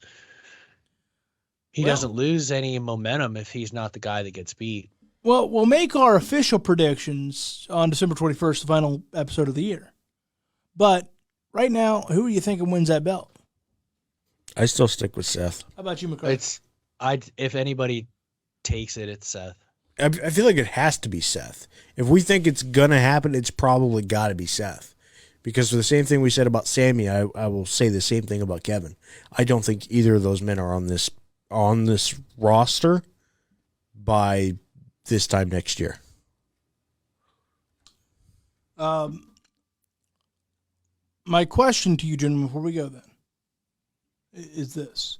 Is it possible that they're trying to appease Kevin and say, hey, see, we value you. You're a nice piece. I think it's possible, but I think they've also realized that doesn't always work. Fair. Because it didn't work with Dean, and they tried real hard with Dean. That's fair. So what about you, McCarthy? Before we go, what do you think of the possibility of a WWE title run to kind of appease him and make, because his contract expires early in next year, but not like at day one or anything like it's like February and March. So what do you think about the possibility of maybe they're trying to appease Kevin Owens to prove, see, we value you? I mean, I'm with Travis. I think everybody knows that won't work. It hasn't worked. I mean, you can go back to WCW and who shall not be named got a title run to try to appease him and keep him there, and that didn't work. It never works. If you're not happy, you're not happy. The title around your waist isn't going to change that. All right. Well, any final words for either one of you gentlemen, McCarthy? No, I got nothing. All right. Except for don't forget to check out the Bruce Cruz podcast every Thursday, 6 a.m., the only podcast to bring you pro wrestling for your ears. All right, Mr. Navver. I really thought we were going to get through a show without him doing that. I was actually going to be shocked. I was going to ask if you were okay. No, I was just going to kind of touch a little bit on just what he was saying. Where with Kevin, it doesn't feel like it's going to work because that's not a bargaining chip anymore, it seems like. Because now there is so many other options that you can try it, but the leverage is still in Kevin Owens' hands because you could argue, oh, you won't be in a bigger spotlight than this. And you're right, but he'll still be in a pretty big spotlight depending on where he lands, most likely AEW. So, unfortunately, it's not as much of a bargaining chip for them to try to pull that kind of send off. Well, worth noting, but we'll see what happens. We'll update you as the weeks go on. Again, final To the Turnbuckle of the year, December 21st. Then we are taking a small breather, small hiatus. We will come back January 25th. So with that, we're out of time, a little overtime actually. And we have something special for that January 25th show. We do. So, all right. So with that, we're out of here. We'll see you next week on To the Turnbuckle, presented by Bruiser Nation Productions right here on Heel Turn Wrestling. We're out of here.